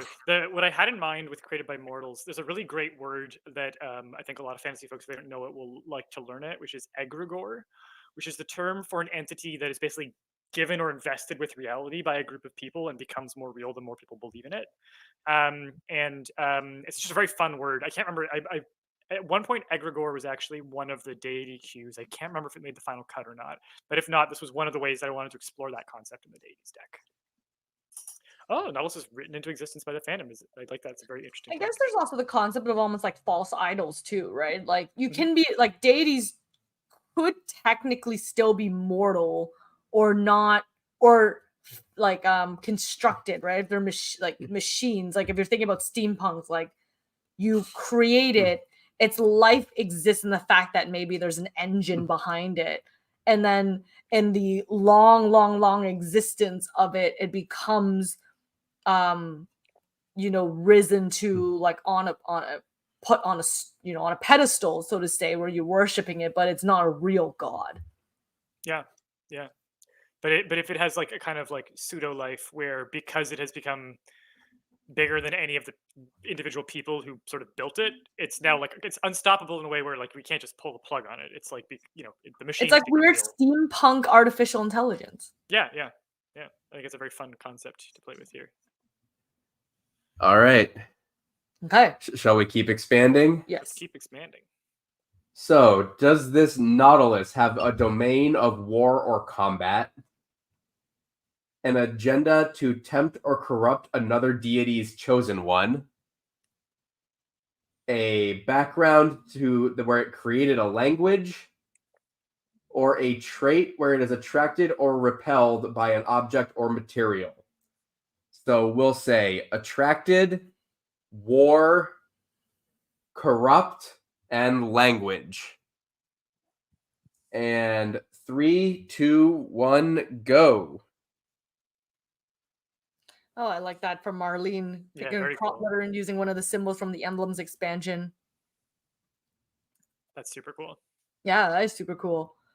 I really like the emblems expansion. Like, I just like the ability to add a little bit of visuals. I mean, very similar, you know, when you're talking about Deck of Worlds and how the illustrations can really bring to life some of the regions or landmarks, and you almost can't, like, the two go hand in hand. I think the emblems really go hand in hand when it comes to lore creation. Like, when I did world building back, you know, for like my fiction when I was younger, back when I had a lot more time to write, I literally just bought books of fancy symbols because it was hard for me to kind of conceptualize them from nothing, and it was nice to kind of have a resource to find a lot of things to bounce off of. And even now, like when I think even how, like, you know, recently I was just doing some graphic art design, and there was like different kind of filigree-ish royal thing, like symbols and swirlies, and I actually like was overlapping them with each other to create new symbols and effects. That is super duper cool. And yeah, it's amazing how when you start to layer symbols, you can get some really cool effects going on. And there's, I think, so there's 32 emblem cards times 4 cues per side times 2 sides is, I want to say, like 256 unique emblems in the deck. Actually, plus the ones from the cards that have on the one side. So it's even more than that. It's a lot. It's a lot. There's hundreds of emblems in that deck. So if you're looking for inspiration, it's chock-a-block full. So the question for you, Peter, is I know for our emblems expansion box, the character featured on it clearly has some emblems adorning his clothes, or is on his like I think he's like holding like an amulet or some sort. Like anyway, does that emblem exist in the deck? I don't think we put it in actually, but it's the symbol of the Corabilis. Though I can show the illustration because I have it's from Emberwind, the Songweave Tapestry. But you can see it also behind him on the banners there as well. Yeah. I remember seeing it kind of like translated through various parts, and I was like, ooh, I like the little like secret Easter eggs in there. And I was wondering if it was in the deck, because it would have actually been really fun to see if people would find that. If we had not just approved all of the print files, I would actually sneak that in now, but I'm not going to do it. Don't, Peter, don't. We have things to send to the printer. Yeah. If we do an emblems expansion, we can. Just like that single, back in the day when you used to buy. I know they did for Pokemon. I'm sure they did for other cards too. Whenever there was like that one bonus card that came out when like a movie came out or when a game came out, it's like a single emblems like holographic card. Yeah. Oh, that would be a cool promo card to do. Maybe we can sneak it in as a promo card sometime in the future. Yeah. That's our next project, folks. Just like random promo cards that will come out to the Ether Sphere. Yeah. Cool. Well, I think we need to draw. So again, this is an example of a link queue, which is exactly what happened when we drew our deity card with that card about complicated relationship with the deity. So now we actually need to draw a I believe it's an object card and a material card, and choose between the 4 available queues. So Eric, freedom of choice here. You can pull main deck, you can pull expansions, anything you want to pull an object card. We'll go with main deck for this one. Okay. And we are going to have 8 options here, and we still have to decide if it's attracted or repelled by. So, does this Nautilus have reactions to a sledgehammer, a codex, pants, or a scroll?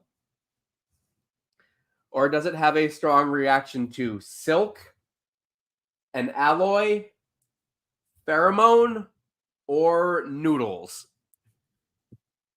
So we have pheromone, noodles, alloy, and silk, or pants, scroll, a codex, and sledgehammer. And 3, 2, 1, go. And as people are voting, since we're at sort of the hour-and-a-half mark, for anyone who's kind of joining as a bit of a latecomer, we are the Story Engine. I'm Moroki. This is Eric, and Peter is now above me as opposed to beside me. And we are here doing demos of Lore Master's deck. We just distributed all the PDFs. So if you've backed our campaign or have pre-ordered the decks from our pre-order store, you will receive the PDF versions in your inbox if you want to do a little bit of print and play and get an early start on playing with Lore Master's deck before our physical decks come out a little bit this year. We are now kind of building lore prompts with many of everything essentially of our decks and getting creative here. Did Noodles win in my conversation? Noodles won. I was hoping it would. And so like I guess this is one where it's like, this is where Noodles makes sense, where it's like this Nautilus just even though it's like made of gears, it just loves slurping down noodles. Yeah. It's like, or alternately, noodles just gum up the machine, and so it never wants to be anywhere near them because they just get caught in the. I really like the idea that the fuel that runs its engine is like input as noodles. Like noodles is the format in which fuel goes in. It's like a solid, flexible thing that would let it get pulled into the gears really easily. I think a Nautilus slurping ramen in like a little izakaya is totally, that's like anime. This is steampunk anime right here, okay? This is an anime in the making, because they like anime, no matter how like vicious the villains are or how serious the main characters are, they will always end up in some like little izakaya slurping ramen noodles. It's like a trope. It's a trope, I say. I also really like the idea that so we have this thing where like it's a fandom. It's a fandom. It's a fan fiction sort of based faction. In order to keep the god of fan fiction going, you need to send nudes. I mean, you know what? Like, not necessarily. It's on a similar trajectory, but you know, obviously, in Buddhist religion and culture, when people pass, they assume your spirit stays on earth, which is why people bring offerings to wherever they're buried. And historically, you know, you bring like oranges and fruit because you're basically like sending food to them in the afterlife. But in a lot of modern eras, if you go to a lot of those graves, like when I visit my grandparents' graves in Hong Kong, you'll see like instant noodle or like Coke, basically like the favorite foods they had in their living life. And ramen noodles, like instant ramen noodles, is a very common one that shows up at these graves. These days you don't see them as much anymore. Like you bring them and then you immediately take them away because the wild monkeys have started infiltrating these huge like graveyard sites in the mountains, and they actually will attack you and steal your food. Eric and I got to experience that firsthand on this last visit. Like they've gotten really bad. I don't know, like so in Toronto, we have raccoons. We call them trash pandas very affectionately. They like to raid garbage bins and eat food, and they're very, very intelligent. So like a lot of the, you know, even garbage bins, they know to open things and tear through them. And then we have our pigeons, which is little, we call them flying rats here because they equally like eating trash and food. In Hong Kong, it's monkeys. And the scary thing about monkeys is that they can climb and they can jump and they're very, very intelligent and they have like opposable thumbs. So one of the things they actually do is they actually will take your bag and your cell phone as well if you're not watching it, and they'll try and barter with you for food. Anyway, noodles. That was my anecdote. Send nudes. Send nudes. Which kind of nudes? So only the romance expansion. But yeah, I think let's do one of the bridge expansions next. Yes. Are we going to the story or the world? Dealer's choice. Oh boy. Let's go with story.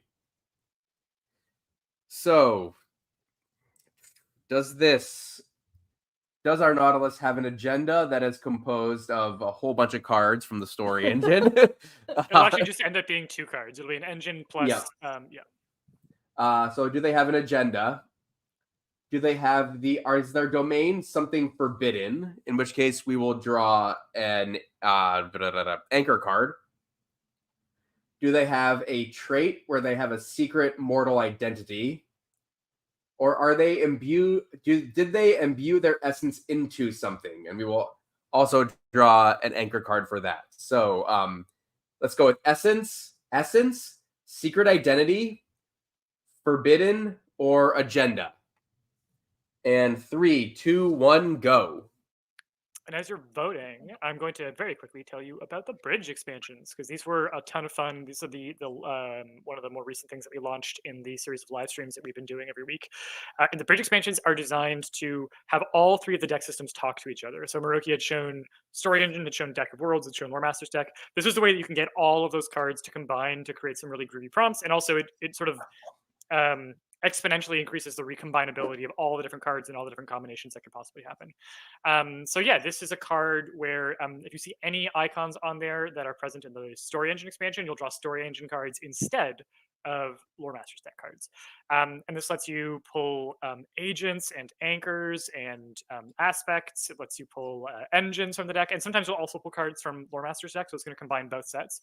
And it really, really opens up the deck systems into talking to each other and making use of the decks that you already have in a really wonderful and economical way. Yeah, which we're definitely going to show you now. And one thing I forgot to mention is if you just joined our live stream, our early bird pre-order is going to end this Friday. So this will be the very last day if you want to take advantage of the best prices that we're going to have for Lore Masters deck, Story Engine, and Deck of Worlds. This is the time.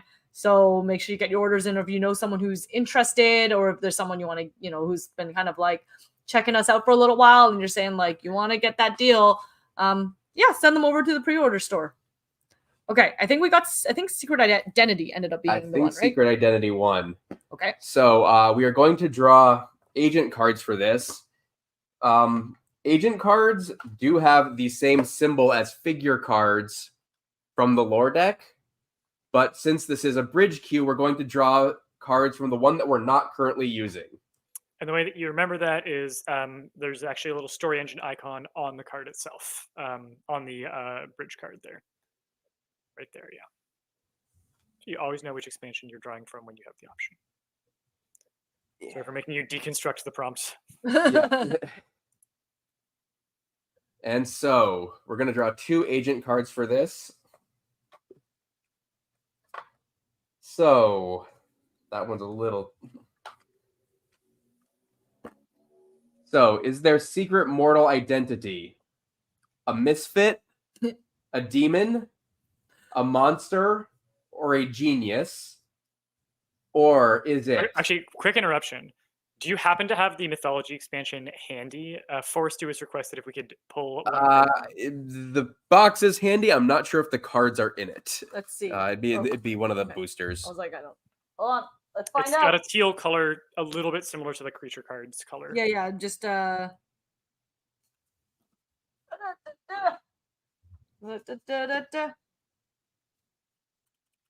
cards in it! Hey, all right. You can have. Are there the right cards in it, or was I doing promo shoots and swapped them out?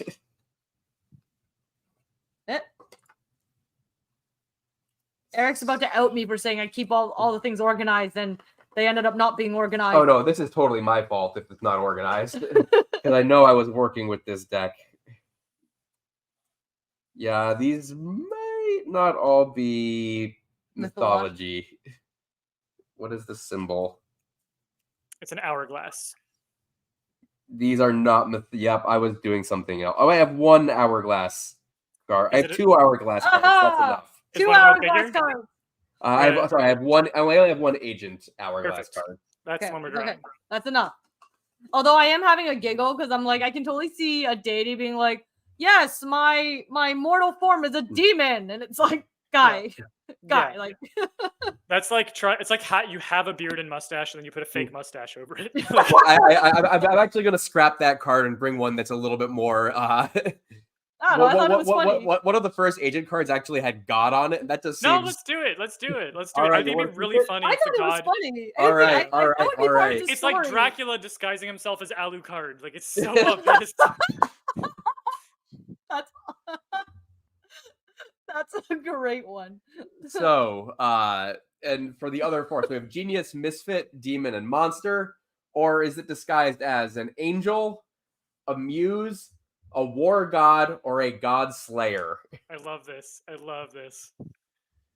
god slayer. In 3, 2, 1, go.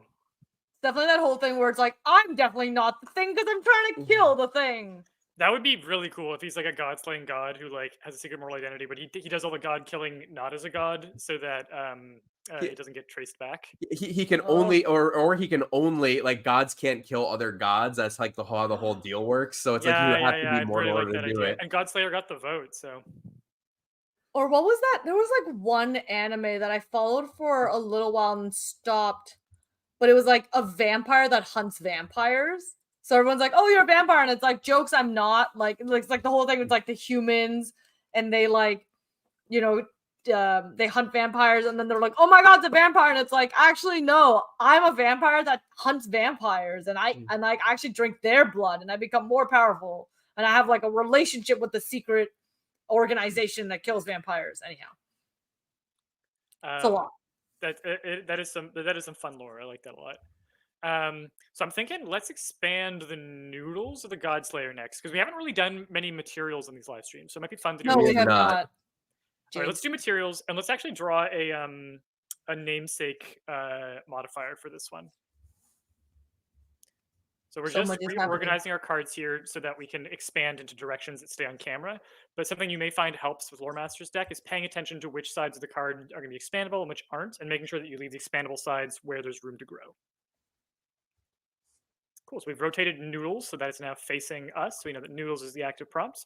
We are going to draw a namesake modifier. And to explain namesake modifiers, they work just like regular modifiers, except that rather than it just being sort of an adjective that describes the thing abstractly, it's meant to be part of a nickname by which this thing is actually called in the real world. And that little box icon with the arrow shows you where in the order of words each card goes. So in this case, it would be Careless Noodles would be the name of the noodles because the little box represents the card that this is tucked under.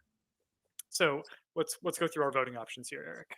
So we have, as Peter just said, we have Careless Noodles, Beguiling Noodles, the Noodles of Open Doors, Unknown Noodles, or Vengeful Noodles, Fool's Noodles, Oath Noodles, or the Noodles of Power.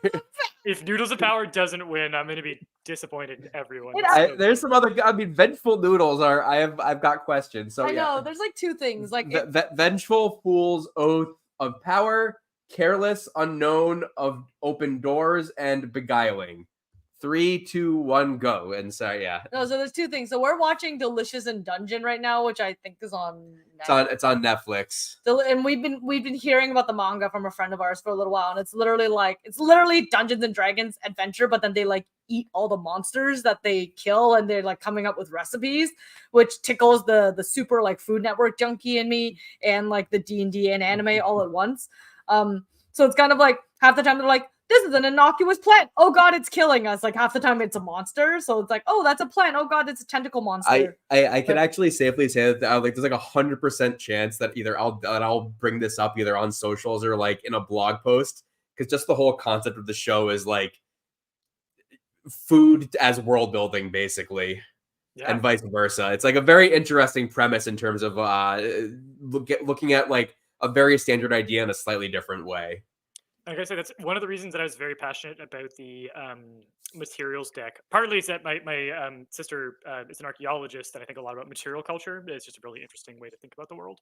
And then also because of food. It was the only way that I could think of to really get food in the deck in a way that's like consistently there and gives it some attention. And also looks at the way that food and food systems are tied to every other part of the way that a world comes together. Like factions and culture, individual choices and diets. It's tied to locations and ecosystems. It's tied to like actual living creatures. So I really, really wanted to have food represented, and it's basically one of the 4 cues on every material card is an ingredient of some kind. I think it's super important. Like I think sometimes in sort of like our interest to focus on certain things when developing lore, we tend to overlook some of the more granular items, and then we never really realize how much that can take someone out of a world when you neglect some really specific part, right? Like I know we just literally watched, what was that movie, The Damsel that came out? Oh. And it was just like a Netflix movie, and I remember I think there was like a really specific, you could tell where they just decided they didn't care about, accuracies on certain things. And it was something as simple as like the bowl of fruit where they literally, I think there was like an onion and they put some gold flecks on it. And I was like, why? Like, why was this the decision for you putting a bowl of fruit? I can clearly tell that this is like an onion with literal gold flecks on it. Like, gold leaf on it. The least you could do is at least make it a bowl of apples. Like, don't try to fake fantasy your way. I know we got to keep drawing, but one final thing I'll say about Noodles of Power. I would say that the connection I had to that was Ranma 1/2. So any of us who like our like more old school anime, there was an episode where there was literally like ramen noodles that they ate that would imbue them with incredible strength. So it exists. Noodles of Power truly exists. Love it. Okay. All right. Well, which deck am I drawn from this time, do we think? I think the only expansion that we haven't drawn from that is attached to the Lore Master's deck system is the World Lore Bridge. So maybe we can pull a World Lore Bridge card to learn more about these Noodles of Power. Yeah, where do they come from? Where do they go? Where do they come from? Cotton Eye Joe. It's an earworm. So, do these noodles have a trait where they are linked to an area's crisis? Do they have a trait where they can only be safely stored somewhere specific? Do they have a background where they are linked to an area's namesake? Or do they have a background where they are responsible for the death of an area's founder? These are dangerous. If you can't handle the noodles, don't. If you can't handle the spice, don't make the order. So, death, crisis, storage, and namesake. 3, 2, 1, go. I was gonna say something. I got distracted by Marlene's mirror moth. That's really cool. Yeah, it's cool yet terrifying. So I think we made moths happen in our Halloween horror. When you unwisely revealed that you're afraid of them, and so then we doubled down.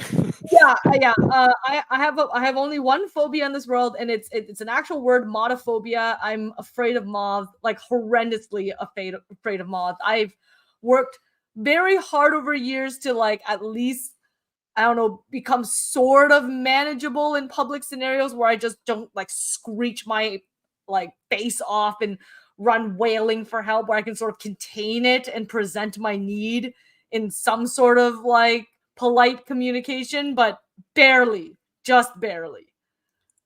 Let's no more voice stealing mobs. I like how everyone proceeds to now double down. I'll take the puns back, okay? I'll take the puns back.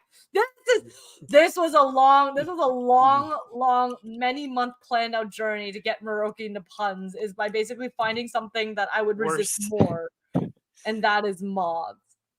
I will need that deck of worlds sitting next to you. Deck of worlds coming your way. Deck of worlds. So how many cards are we drawing there, Eric? Quite a few. 4.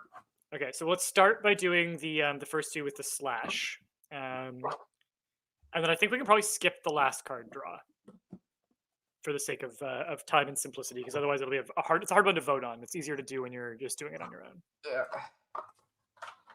All right, so all the cards are mixed up now. It's okay. We'll sort this out later. We're going wild. Okay, so I start with a region. Yeah, a region and a landmark, and they're going to vote between one cue between the two cards. So, did this?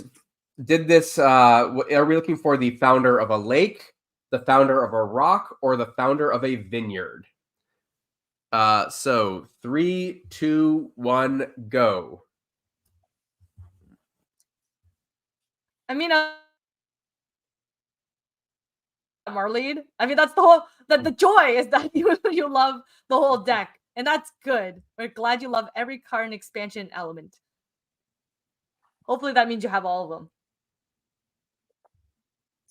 All right. Lake, vineyard, lake, rock, lake got to 3. Yes, it did. Oh, but if you guys went to vineyard, I could talk to you, regale you with long stories about wine. If you guys want to go really far back, I think it was probably our second official live stream for Lore Masters deck.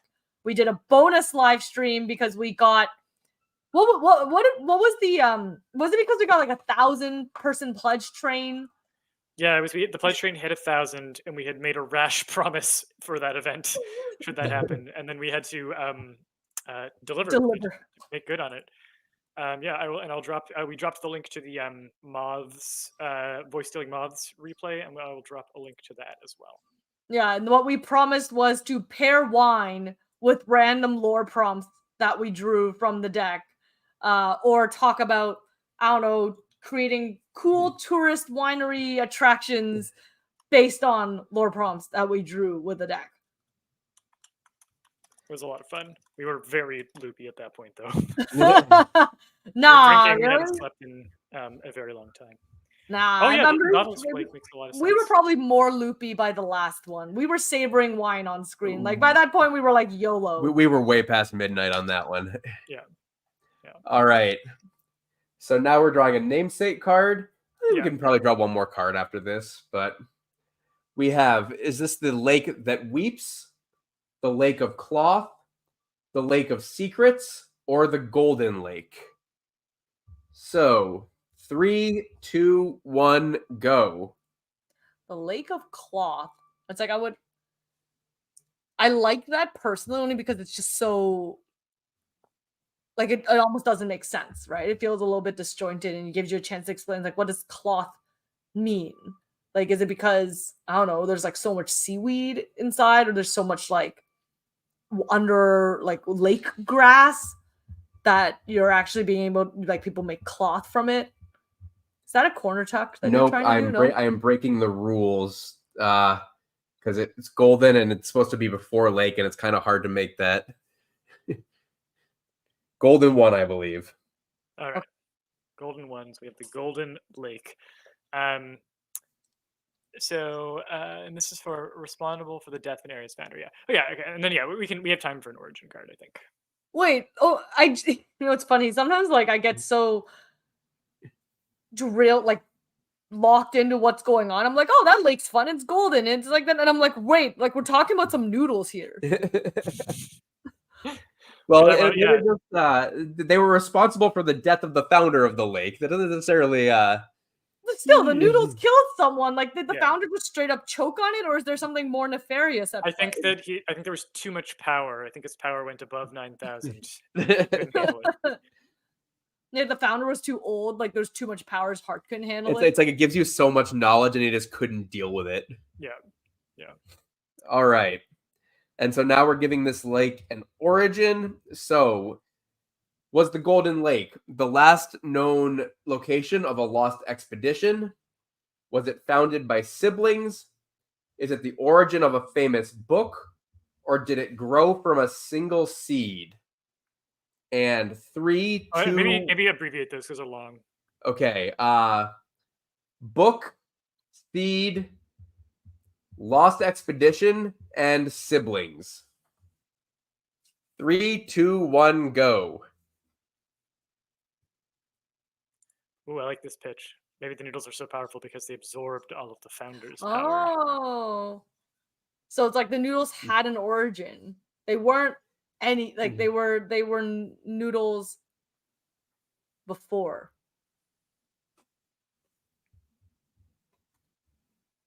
Was seed the winner? Seed is the winner. A lake that grew from a seed is a really interesting concept. If you take it literally, it's like, what did you water the seed with? Or maybe it was. Oh, maybe it was like there was a tree that the town that lives there, or people who live there, really wanted to grow, and they kept watering it, and the water there was no drainage or something. So eventually, they just made a lake where they had drowned the seed, but it was like the seed that grew a lake in some ways. It's like, or just like a single drop of water in the desert. Yeah. Yeah. Well, it's kind of also just like the terminology seed doesn't necessarily need to grow plants either, right? Like yeah, and that's what I mean. Like if we don't go literally, there's a lot of different ways that we can play with that. But I like the idea that it was a literal seed. Oh yeah, the noodles can grow from a seed as well. Yeah, I actually did think about the noodles growing from the seed too. Yeah. So increasingly, I'm wondering if like the Golden Lake, is like a lake where the noodles of power grow. And either the founder drowned, or his power was absorbed by the noodles, or he ate the noodles and it was too much power for a mortal, and only gods can handle that level of power. So I'm thinking, like, I'm wondering if we want to tie it back to like the trilobites, like what if the trilobites lived in this lake, and there was like power in the noodle, like it's like there's a lot of power in the trilobites because the trilobites used to live in there. They either fed the noodle, like they either kind of create the noodles of power, or the noodles of power fed it. Okay, so I have an idea that kind of brings some of this together. It's a little bit roundabout, and I'm gonna have to talk it out loud, but hear me out here. Okay, so exactly what you said. The trilobites grew in this lake, and they are actually either like part of the ecosystem that grows the noodles of power. If not, like those are like extensions or tendrils that grow out of them or out of their bodies. And those are the noodles that can be used to basically coax the Nautilus, this big sort of steampunk Nautilus god machine. What if the way that so this library that the fandom has, it's all like head canon, it's all unofficial canon. The way that you make it real canon is that the Nautilus, this like the Deus Ex Machina, the god out of the machine, literally, you like write down your story on one of the noodles and feed it to the god, and if it accepts it, that becomes canon, and it actually gets like put out into the world, like metabolized into the world as reality. If it rejects it, then it doesn't. And so only the fandom cult knows the true meaning of the symbol of that trilobite, that like this is the origin of the noodles, this is what makes this whole system of gods and canons possible, is these little trilobites at the bottom of this lake growing these noodles. And they basically understand the secrets that make reality manifest in the universe through this Nautilus. I think there's something there that could be a lot of fun to play with. And if we want to know how these noodles kill the founder, it's like somebody wrote it on a noodle. Yes. It's like a death note. Yeah. Someone death noted the founder. That works. And that's like the conspiracy at play. Yeah.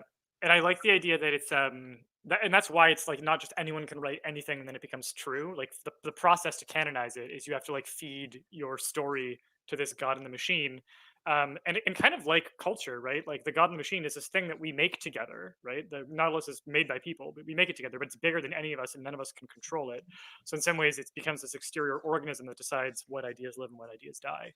Yeah, because it did have to choose that. It had to decide for the founder to die. Death noodle. All right. Are we going to finish off this cluster? We are. And just for the sake of argument, I'll show it's like we could pull this out and finish this as a regular deck of worlds queue if we so desired. Or as a regular deck of worlds cluster. But I think we're going to finish off these materials first using, I think I'm going to use the Lore Masters deck here. Sure, we'll go back to the main. So do these noodles have a trait where they have sound or light altering properties? Do they have a notorious taste or smell? Do they have a background where they are produced via a ritual conducted by a faction, or a background where they have myths describe a lost location made of this material? The Temple of Nudes. Lost location, sound, taste, or ritual. I mean, that's the thing. It's like if there's lost missing, it was made by these what? Three and go. Countdown. Oh yeah. 3, 2, 1, go. Got ahead of myself there. I think but the argument could be, if you find out there's myth that's made of these noodles, you could also probably discover that maybe these noodles, it's like, what are these noodles made of? Like what if it is made out of like weird like lake grass, right? Like sort of like how kelp noodles or konjac noodles is made of like a sea kelp, right? Like all those. So like it's like, yeah, there's a noodle, like we're eating them as noodles now, but they came from somewhere. And I think location 1. So there is now a lost location made of noodles. I love it. Well, it's interesting because it could even be that the location was written into being via a noodle wish as opposed to being physically made from noodles, but who knows? Like we could read it either way. All right, so let's grab a location card. So I'm going to give these a quick shuffle because I haven't done that yet. Oh, there was a tie for lost location and taste/ritual. Oh, is that a three-way tie? But we could basically corner check here and take 2 if they're adjacent. Are they adjacent? They are. So we can do that. Amazing. So we need to draw a location. So is the location made of noodles a dance hall, a campus, an arch, or a waterfall? Now we just gone off the rail. These are so good. So it's the mythic, yeah, waterfall, arch, campus, or dance hall. 3, 2, 1, go. There's no disappointing answer here. Like I like how like this entire premise is at once very silly, but our concept is like Death Note. I actually like the Noodles of Power is the one that I'm having trouble making serious, but everything else I'm actually very into on like a deep like canon writing level. Like I would want to. I'm having microfiction ideas based on this. I don't know how the what did we get here? Waterfall.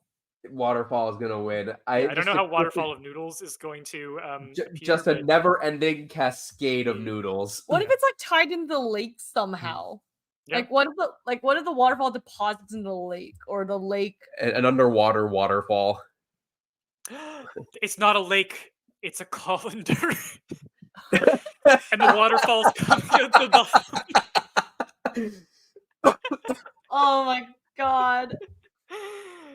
Yes. This is like we're just into like Willy Wonka territory. It's like this is truly the Noodle Wonka experience 2024. All right, and I think we need to draw another faction. I think that's just the fandom. Okay. Yeah, I think it's the fandom that has figured this out, and that's why the Trilobite is their symbol that they know the special meaning of. I think that works. And I think that brings us to the end of our prompt, friends and maybe family. maybe the trilobites are actually just like shrimp. Like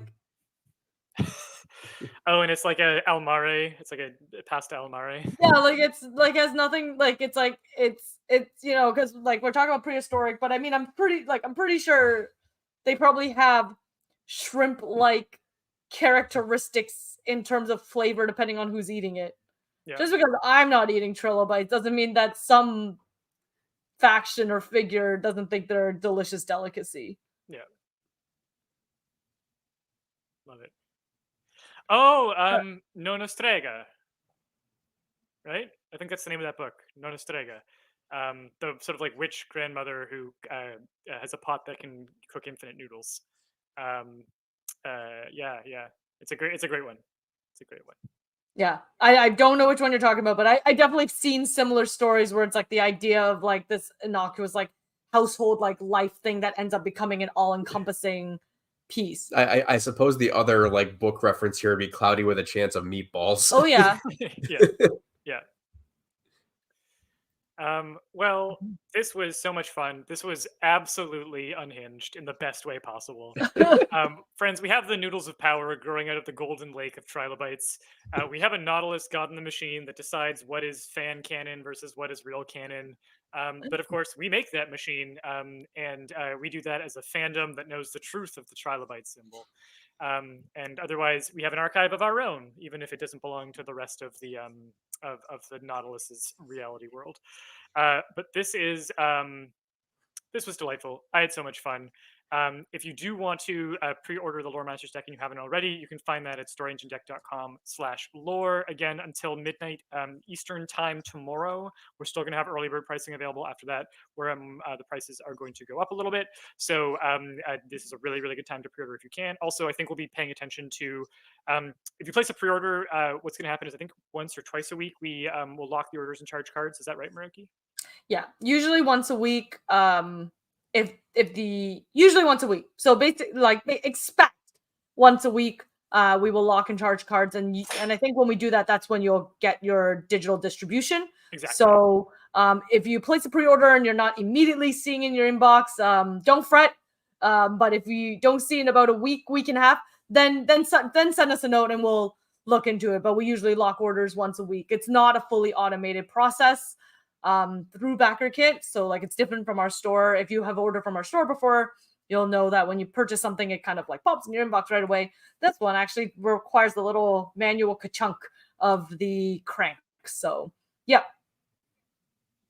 And other than that, if you have any thoughts on your you want to tell us about which expansion was your favorite, tell us about your experiences with the deck. You can always find us at Story Engine Deck on socials, or you can research or contact us, reach out to us at storyenginedeck.com/contact.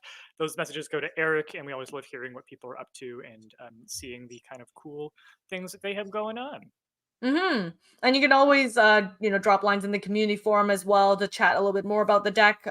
This is the finale live stream for Lore Masters deck for now, but we will come back at some point in the near future. So keep an eye on your inboxes. If you haven't subscribed to our newsletter, you can come. You can do it on our website at storyenginedeck.com, or you can find out when the next thing is through our socials and all the various other ways we love to communicate our messages to the world. Yeah. Carrier pigeon style. Carrier pigeon style. Yes. But thank you for joining us. We will definitely announce when the next, we're calling them sort of seasons. When we do the next run of live streams, we will let you know. If you have ideas on what you want to see in the live streams, hit us up on socials or in the contact, and we will catch you all in the next one. Thank you so much, everybody. Bye. Till we lore again. Till we lore again.